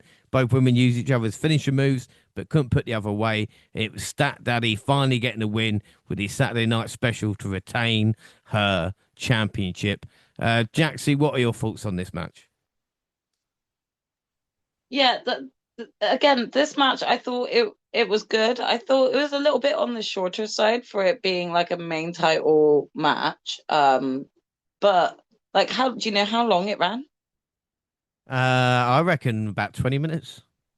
Oh, okay. I thought it was a bit shorter than that, maybe. Okay, never mind. Ignore me on that one. But I mean, I think it was a great match. I don't know. It's hard for me because I felt like going into this match, like these are two of my favorite female wrestlers. It was really hard to like make a choice on who I wanted to win versus like making a choice on realistically who's going to win. And with Chris only just starting the beginning of her sort of women's title reign, I thought it would be a bit too early for her to be losing it here. But I'm also a little bit gutted that like she's faced Jamie this early on. And I say that because I kind of didn't want to see Jamie take an L here either, considering a lot of the arguments that have surrounded Jamie is that she never lost it and that she's a strong women's champion before injury, before she had to relinquish. So I kind of was like hoping that she'd kind of like still like stay or remain undefeated at that moment in time, and as we haven't really had much of her in a main title picture yet, I thought she could actually then pick up that momentum once it's eventually back on a heel, but it didn't go that way. And yeah, they worked well together. I just think that overall, I felt a bit gutted for Jamie at the end of this match, and I don't think that there could be anything else that should have happened. Do you know what I mean by that? Yeah. Like I feel like where do you take Jamie from here? So I'm feeling a bit gutted because I feel like she's at a crossroads right now as to whether or not creators want to push her or just like kind of like have her feeling kind of like what we were discussing about Eddie Kingston, and just kind of forgetting that he's kind of around as well, as he's not really in main storylines. So I'm kind of worried as to where things go for Jamie from here. I don't think this is ultimately the end. She's definitely going to get a push, probably when there's a heel champion. You know, she may even still go after Mercedes and take that TBS title. You never know. But I just felt a bit gutted for her, like taking an L this early on in her return and not really having a significant like build up and story to her, like her title opportunity. That being said, they both worked well together. I think it was a good enough match between the two. Overall, I'm going to give it a 4.25. 4.25. Yeah, no, I agree. I mean, they should have made a bigger deal of this, like we talk about with Jamie Hayter and stuff like this. But again, I mean, Monty, with so much talent around, and this is not a dig at Jamie Hayter, but I don't really know what her gimmick is. Do you know what I mean? Like, all the character, so to speak. And maybe if she can work on that, I'm not saying turn heel and dye your hair black, but do you know what I mean? A little bit more character work. I mean, AEW has almost depicted her like they want you to forget that she was a champion and how she lost. Like, if you really think about since she's returned, they almost have, and that's my biggest diss about this is that we had a match that if you've been watching AEW long enough, it felt like a Clash of Titans here. But at the same time, if you really watch the show or you watch how they depicted Jamie going into this match, it didn't really feel like they thought of her as any different than any other early contender that Chris could take on right now, and that's not really fair to Jamie because I think we all know what she like how she carried that division and how good she was as champion. But I think your point is on you right on point, James. Like at that time when she was doing the Britt Baker thing and she kind of broke off from that and kind of did her own thing, but we knew exactly what to expect from her, hard hitting, and she was a heel kind of, but like she left and time, the division kind of moved on without her, and that's not necessarily her fault. But what got Tony to where Tony can't be off these cards? It's a character, and it's being undeniable when it comes to her presentation, and that's what I do have to agree that since she's returned, the look has changed and all that, but she don't really get a lot of time to for promos. We haven't really gotten story beats to kind of help her along. So, again, I think if they do that and they change, like give her actual direction, whether it's face or heel, then I think Jamie has a chance to get back to the top. But this crowd, again, I don't know what was going on in Chicago. Like we talked about, James, how many times they've done shows in Chicago. But man, it took a while for them to actually get into this. And I don't really understand why, because the last match before, it wasn't like the last match was a sprint. Like it was fun, but it wasn't anything crazy in that match that could make you so exhausted to where it takes a lot of stiffness. Until it got really stiff, I don't think the crowd really cared as much as they probably should have. And again, some of that is on AEW because we're looking at this as two world champion caliber people fighting over the most important belt in AEW's women's division. So we expect this to have a different energy about it. The same energy that we would expect them to give that fatal four-way that's in the last match. But that's just not what we got here. I thought it was good. Hayter was like the last person to really beat Chris, and we know Hayter never lost her title, so it do suck that that button has kind of, we put a bow on that. But I do think with some time, and Hayter can reinvent herself, I think we might have a chance to get her back in position. But I mean, to be fair, a lot of the early AEW champions or earlier AEW champions before Tony kind of took over the division, I mean, just think about them. Like all of them, if they came back right now, you would pick Chris over them for the most part.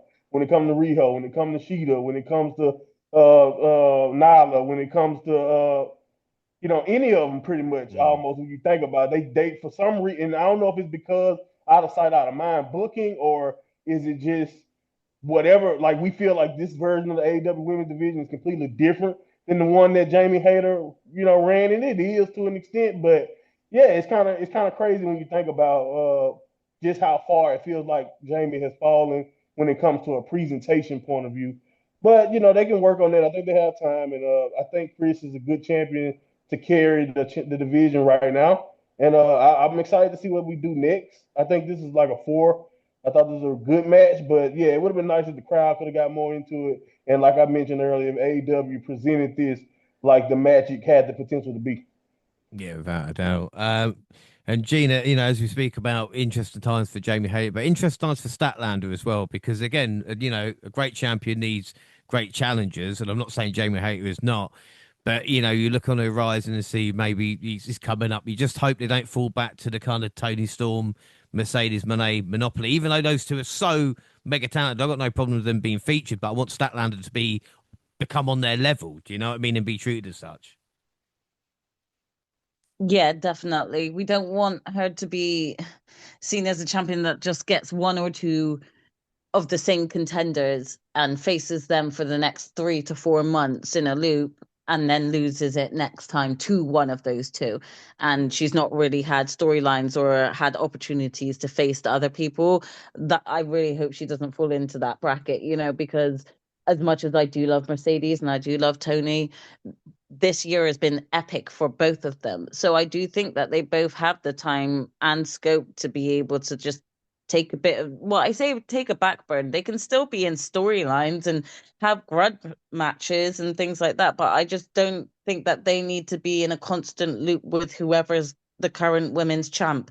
I think the current women's champ needs to go out there and show that she can go against various people and not just one person every 2 weeks and it's that same person, you know? So I really hope that she doesn't fall into that. I think Chris is a great champion, and I think she's still got a long way to go to show us what type of champion she is. So yeah, I still look forward to her run. It is unfortunate for Jamie. I agree massively with Monty and Jax. I really like Jamie, but it's not really feeling like it's her time. Yeah, without a doubt. What would you score it out of 5?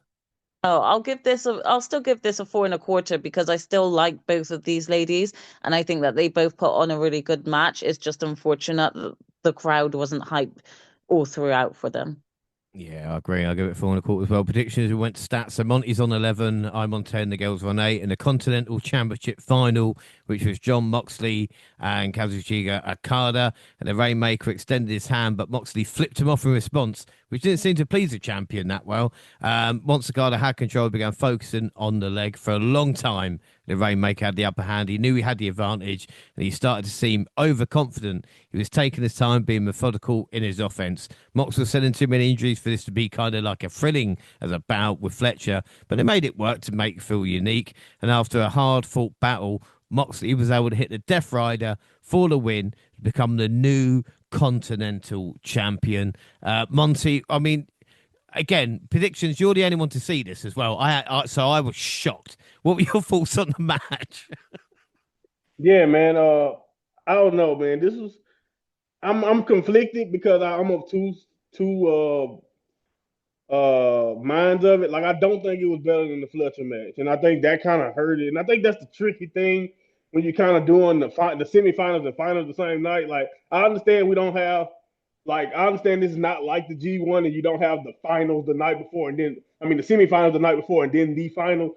But that is a little bit more effective sometimes because I literally just watched this same guy have a better match with his semifinals and that semifinal opponent, and that kind of took away from this, in my opinion, because you immediately just watch a faster pace, more dramatic match. Even though I thought Moxley and Okada did a good job of adding drama, I love Moxley selling the leg and the David versus Goliath type of feeling that this match kind of gave. My favorite moment was definitely when Moxley kicked out of the Rainmaker because I'm still never going to be used to when the few times people do kick out of a straight up flush Rainmaker and Okada was shaking, and he was even confused by it. And I love that somebody like Okada who don't show emotions a lot was perplexed.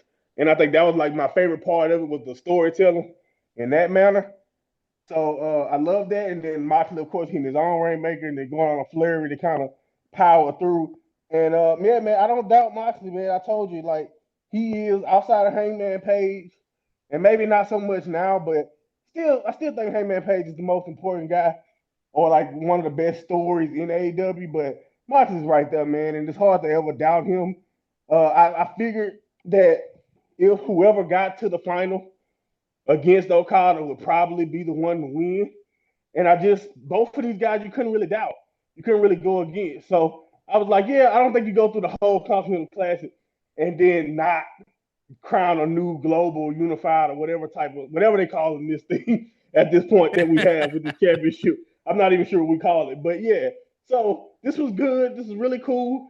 I don't think it was better than the Fletcher match. That did take away from it, and I understand people who are hard on Okada. I do think that Okada is still never. I don't know when we're gonna get the Okada that I think people want.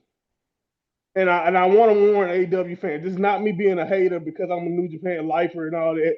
It could be a mixture of things. It could be Okada is not that guy anymore, or he don't want to be that guy anymore. Or it could be just like I mentioned earlier, just about the feeling of what he's doing. But I thought he gave a good effort here. I think it's unfair to be like he was lazy here. I thought they did a really good job telling the story, but I thought they both was in a tough spot because you ran the risk. Now, trust me, this is way better than the Takeshita match. So Okada wasn't really in trouble. But Moxley was definitely up against it because Fletcher just gave him a really good, close to a classic match, in my opinion. So I think that kind of hurt this. But overall, this is really good, and I was satisfied with it. And congratulations, man. I mean, Moxley makes history again. I mean, what hasn't he done? Like I mentioned, he is Mr. AEW, whether you like him or not. Yeah, I think this is the thing as well, you know, because Moxley gave a babyface promo afterwards, and Gene, I'm starting to think, so they turning him face then, or it could again? We thought after the world title loss, well, I did that, you know, the Death Riders would turn on him, and I guess that might happen, but it seems it's going to be a few months again. Do you know what I mean? Which, you know, Moxley back on top, it seems in a way. Yeah, I kind of thought that Mox was going to continue a little bit on a downward spiral because he had been on top for quite a lot of 2025, you know? So I kind of thought more towards the end of the year, it would more be on a downhill sort of stretch for him, and then he would be booted from the Death Riders, and then maybe that would be his face turn. So I honestly did not see this coming. I mean, I think again from my predictions for the Continental Classic, we can tell that I didn't have any of these guys in the final. So for this to be the outcome, I'm not entirely mad at it because I was shocked by it because I didn't see this coming, you know? So I'm not mad about it. I do like to see Mox back on top because again, when I think of AEW, I think of Moxley. And I do love to see him sort of in charge because he can carry this show. And he carries it well. But yeah, either way, I really thought that Okada was going to maybe get this one over him. Again, pleasantly surprised. So it's nice to see. But yeah, I didn't know what they were going to do with kind of two heels in this final and what like who the crowd were going to be behind. But I'm pleasantly surprised. And yeah, I thought it was a good match. I do agree a little bit with Monty though. I do feel like Mox's match with Fletcher was a little bit better, but I'm not trying to say anything bad about Okada here in that sense. I just think it doesn't help having both matches the same night. Yeah, no, I completely agree. And Jackson, I'll talk about Okada. 647 days since he won the Continental Classic. Someone else is champion, but he is still a champion, though. I think like he's got one of the other ones as we talk about. I don't know, but again, this was yeah. I think that you guys have brought up really excellent points throughout this whole thing, and just like my sister, you know, I didn't have either of these in the final, so like I think what I would say is great about the outcome of this tournament is that I didn't see it coming. It wasn't predictable, or to me, it wasn't, at least anyway. I have to also shout out the same moment that Monty did. Like I did not see Mox kicking out of that Rainmaker, and I looked just as shocked as Okada did at that moment. I can't say I wasn't a little bit disappointed though. If I was Takeshita, I would have come and I would have fucking cost Okada that title. I would have come back out with that same screwdriver. I would have got my ass involved like sneakily and made sure that Okada like got fucked over. But you know, I'm more disappointed in Takeshita for not doing that. I wanted him to come out and ruin it for Okada in that sense. That being said, this match went really well, and I think that there was a lot of like moments where like Okada just like played up to the utmost of his ego and his cockiness could do. And this ended up being sort of like the downfall for him. He really underestimated Mox at the very end of the match there, and that's what led to Mox winning. So I'm bitter because I lost out on the points when it comes to this Continental Classic. But if there was going to be a time for Okada to lose it, I'm not mad at it being to Mox. I thought this was a great match. Yeah, and don't worry about predictions. Monty wins everything anyway. Yeah, I know.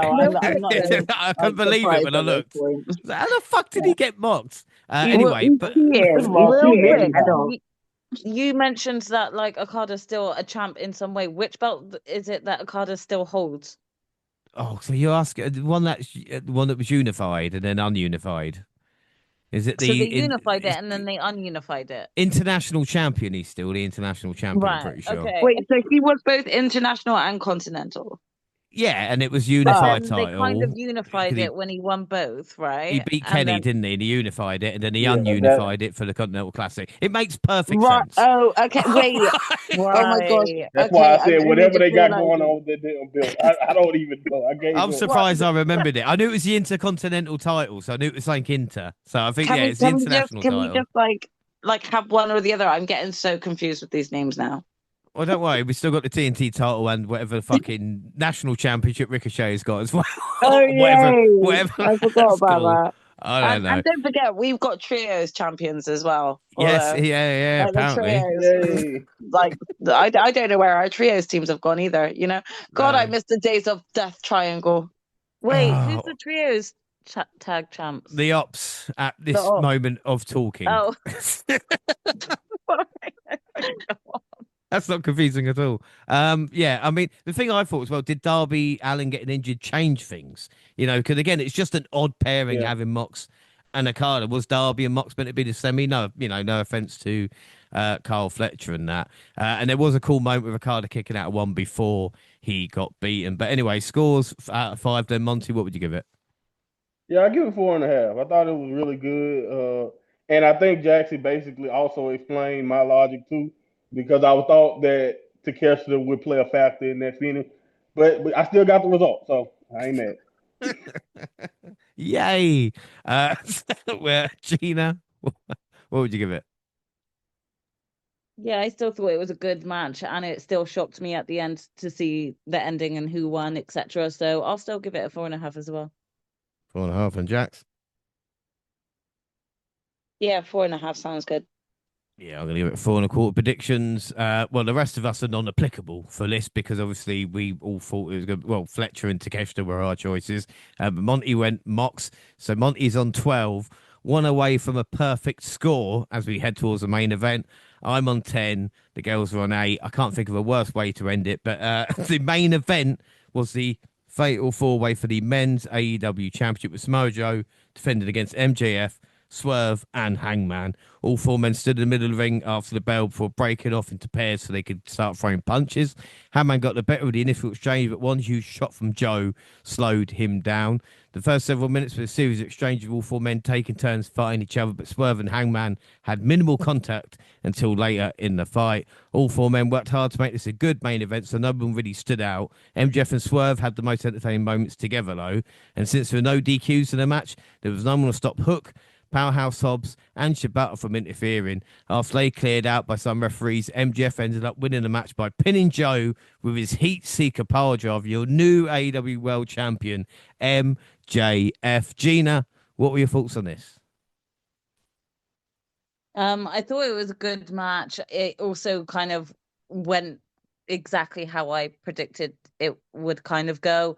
Especially with the addition of MJF coming in with that cash in with his contract. First of all, I'll just say with regards to the ending, I kind of saw that coming. So that's the reason why I did predict this. I would kind of thought to myself, MJF wouldn't necessarily cash in if he's not planning to actually fully take that belt. Also, even though Joe has I say recently won the belt. He has relatively recently won the belt.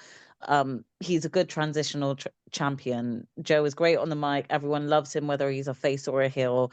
And so I don't think he necessarily needs to hold it for a good 100 days or so for it to be impactful. So it wasn't going to really hurt him to lose it here.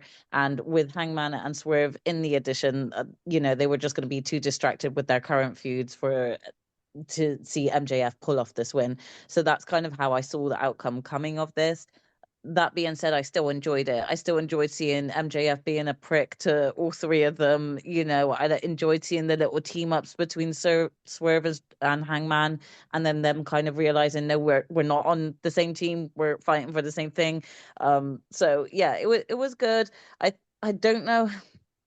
The thing is, this match was good, but I also don't know with how heavy this pay-per-view has been so focused on the Continental Classic as to whether it took a little bit of the hype away from this main match, if that makes sense. There was so much for the Continental Classic on this match card with 3 matches, that I even forgot that this match was to come. I think I was watching this with Jax, and as soon as the Mox match finished, I went to say goodnight to her. And she said, "What do you mean? We still have one more match?" Because I had completely forgotten about this match being on the match card, not because it wasn't hyped up and not because I don't enjoy the guys in it, but I generally was so focused on the Continental Classic, So I don't know if that maybe took a little bit of the hype away from it, but when the match did get started, it was just great. I couldn't take my eyes off the screen because everyone was just beating on each other. So I still overall enjoyed it. I just forgot it was on this match card until it was due to start. No, that's an excellent point. And the problem is, it is just match after. This is the 13th match on the card, and even the most die-hard fan would be like, "Okay, guys, is this the last one? Is this the last one?" Especially the Continental Classic took 40 minutes with the promos beforehand and everything going in, and then this main event, I was like, "Oh shit, there's 20 minutes left." So again, I'm not saying it felt rushed on an AEW pay-per-view. That would be crazy, Swerve had Green Lantern gear, and MJF does get good entrances, but Jaxie, has MJF had work done? Has he had a hair transplant, or is he just a different position? Because I don't know, man. It looks different. How would I know about a hair transplant? Well, I don't know. Does he look different to you? I think he looks different. I know I don't think I've noticed his hair. I can't say that I've noticed his hair. No. I think that he has an issue with his level of spray tan, and knowing when to say stop. I think he sprays his hair. Does he spray his hair? Would that be? I don't know. Oh, I don't know, but that's a possibility, But again, I think that I have a lot of the same thoughts as my sister in terms of I kind of saw this outcome coming, not necessarily in a bad way though, because this is classic MJF. I couldn't I don't think we could discern that anymore, of course it would be up to him that would capitalize off of someone else's sort of move or anything like that. So yeah, this went the way I expected it to, but I'm not mad at at them doing it this way either, because I thought that it all kind of it semi protects itself. When you're in a fatal 4-way, you're all kind of protected in terms of who's taking the pin and how and this, that, and the other. But I thought all 4 men worked well together, and I think that there was enough time within the match to give all 4 moments all 4 men moments to shine. So yeah, I did enjoy this match. I did think that it was a bit slow to start with, but then it kind of did pick up a lot more as it got started. Yeah. So Gina saw this coming, Jaxie saw it coming, Monty needed to see it coming for a perfect score, but alas, did go for Joe. I mean, Monty, I'm sick. It's such a shame you didn't end with another perfect score, I can feel your pain. I really can feel it. Yeah, so agonizing, isn't it? Yeah, I don't really care. This is fine.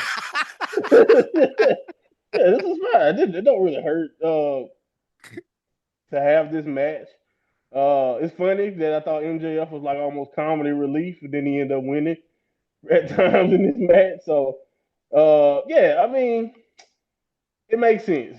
I mean, Joe is, I don't want to say he's a transitional champion, but yeah, I mean, this is kind of what happened the last time we were in this situation, except it was the opposite way. So if you kind of think about it, it's like MJF kind of got revenge for that loss way back when. So, it was what it was, but it is a fatal four way.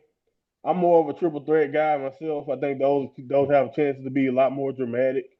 It was interference in this match. It was, again, a lot of what you would expect from a match in this situation for the title because of the stipulation. But yeah, I wasn't offended. It was a good match overall. But yeah, I think you guys hit it on the nose with the show being so focused on the Continental Classic. That felt like it almost felt like Moxley should have went last. And I know that seems weird because we did get a title change for the World Championship, and I'm sure Max is gonna have a pretty good second run with it. But yeah, man, it was what it was. I don't really know what else to kind of add other than this was fine. Everybody looked like a star. It kind of became a spot fest. I didn't really think Swerve or Hangman was gonna walk out of there, so I decided to play it safe, and MJF won. So it is what it is. But hey, I won the AEW league, so I'm not complaining. But the thing is, when are AEW going to learn to have like a live collision the night before, something like that, to have the kickoff matches on and a couple of other ones, and then you can have a 100%. full pay-per-view like this? I mean, imagine, like you said, if the semi-finals were on like a live collision the night before, and then the final. I know the semi-final matches are better, but you understand what I'm trying to say. They're all or Yeah. something to that effect, you know. Yeah, and then the main event, the actual Continental Classic would have got more time. The main Yeah. event could have got a little bit more investment in. I mean, it's a lot of things you could do, in my opinion. But we've been asking them to cut these cards for years now, man. And Tony, at this point, I don't think they care. When a big AEW pay per view is coming up, just get ready for those 12+ matches. It's gonna be a long night, and yeah, it's gonna be great wrestling. But I wonder if they realize, and it's just my opinion. I'm not trying to speak for anybody else here.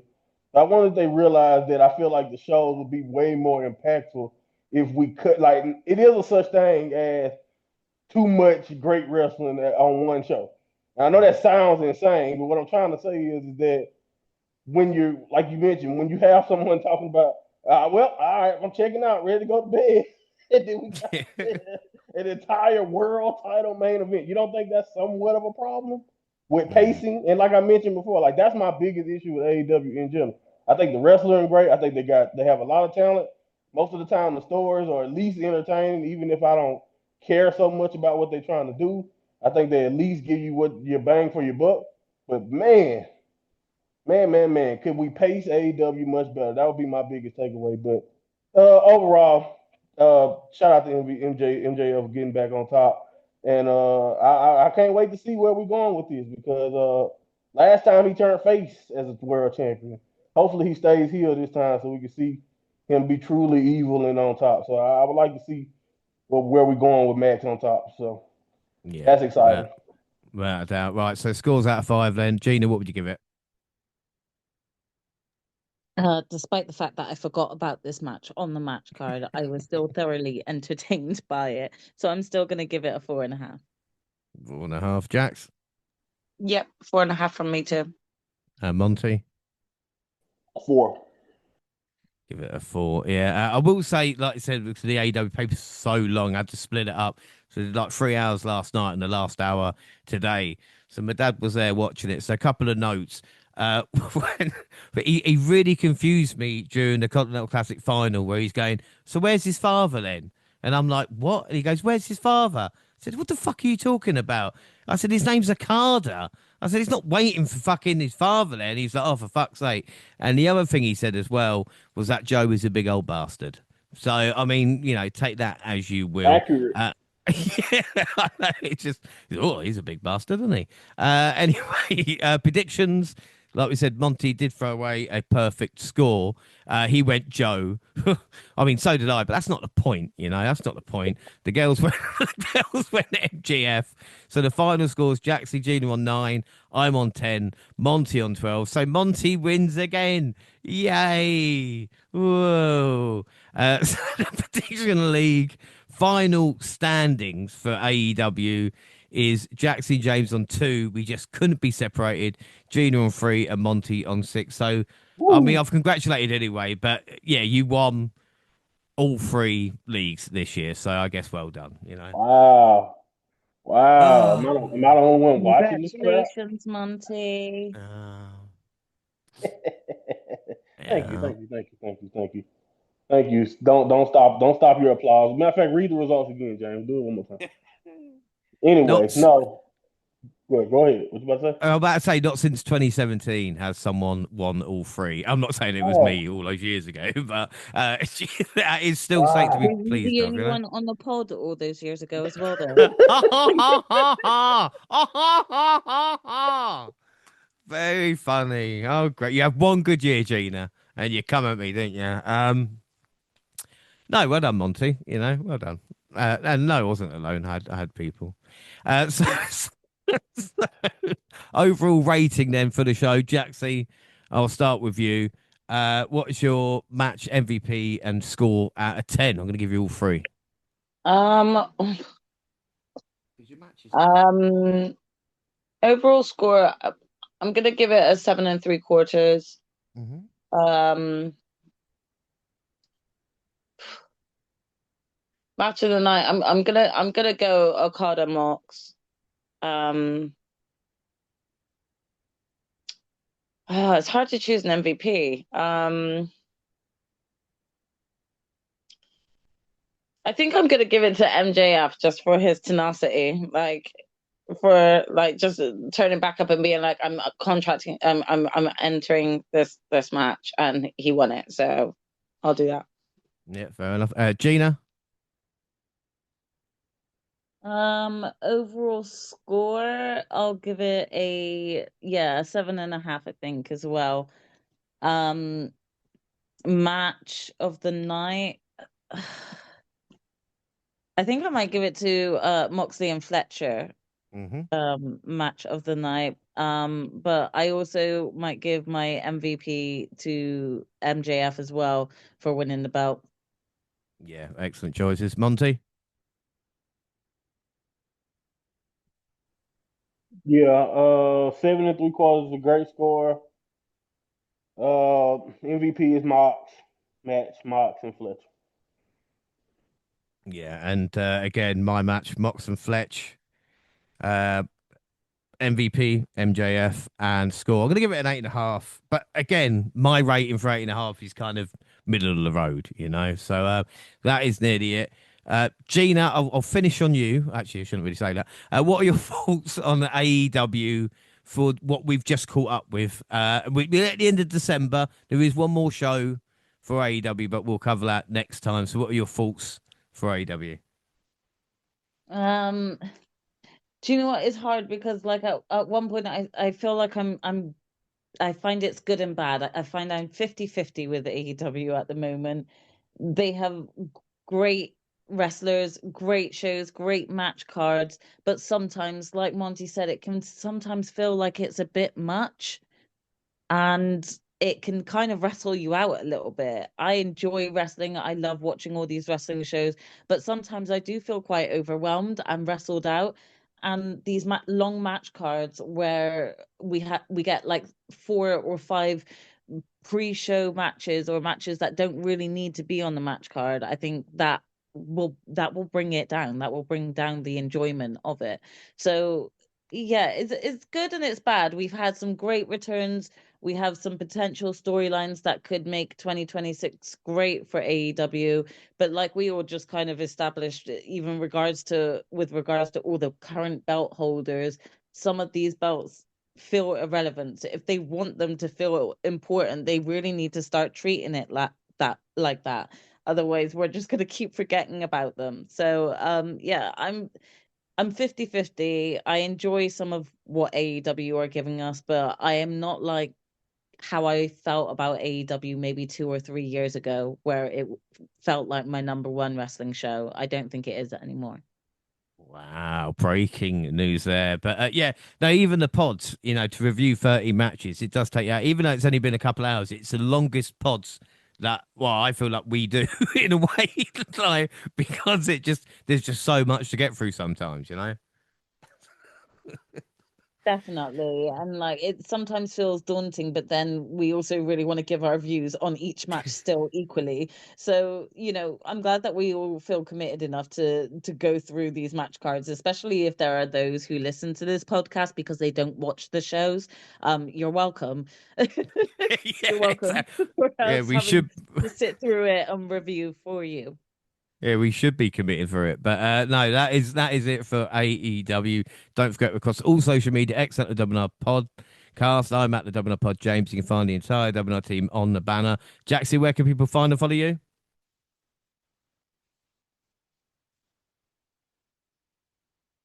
You can find me on X and Twitch and Instagram at Jaxie Scarlett. Yeah, and Monty. At Mount Monty Pod, interesting things are developing there.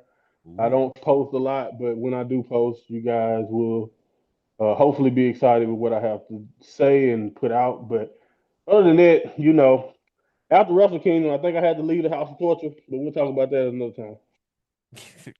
And Gina, where can people find you? You can find me on Twitch and X at Purple Pain.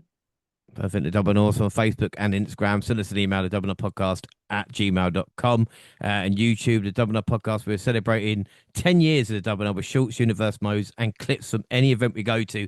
And we have just passed over 1 million views on our YouTube channel. All right. And again, I don't know if that's good, but it's sounds pretty fucking good. So just thank everybody. Thank you, everyone. Thank you to those that listen. Just keep coming Thank in doing that. you. Yeah. And of course, the podcast is live on YouTube and also on SoundCloud on your phone, also Spotify and iTunes, where you can download, subscribe, rate, and review there. So that is it. Our next episode, seeing as we're all caught up now, it is the WNR Awards and the year end predictions, which will take place next weekend. I wonder who won the year end predictions. I wonder. God, it Who knows? definitely is not me. I think the three of us should just, Jack, Gina, and I will just miss next week's pod, and Monty can do it because that's what it's going to be. But hey, we have to do it. Until then, I've been James Reynolds. I was joined by the fantastic Jaxie Scarlett. Thanks for joining me, Jaxie. As always, it's been fun, and until the next one. And of course, the mind of Monty, the prediction. He's not the king yet, but you might be crowned next weekend. Yeah, I'm taking a bow like Hunter Hearst Helmsley. All the people who remember that gimmick. Yeah, whatever. And of course, the genius of Gina. Thanks for joining me, Gina. Don't forget you are wind beneath my wings. No problem, James. Thanks for having me. I look forward to next week and our award show. Oh, without a doubt. Well, thanks for listening, everybody, and bye.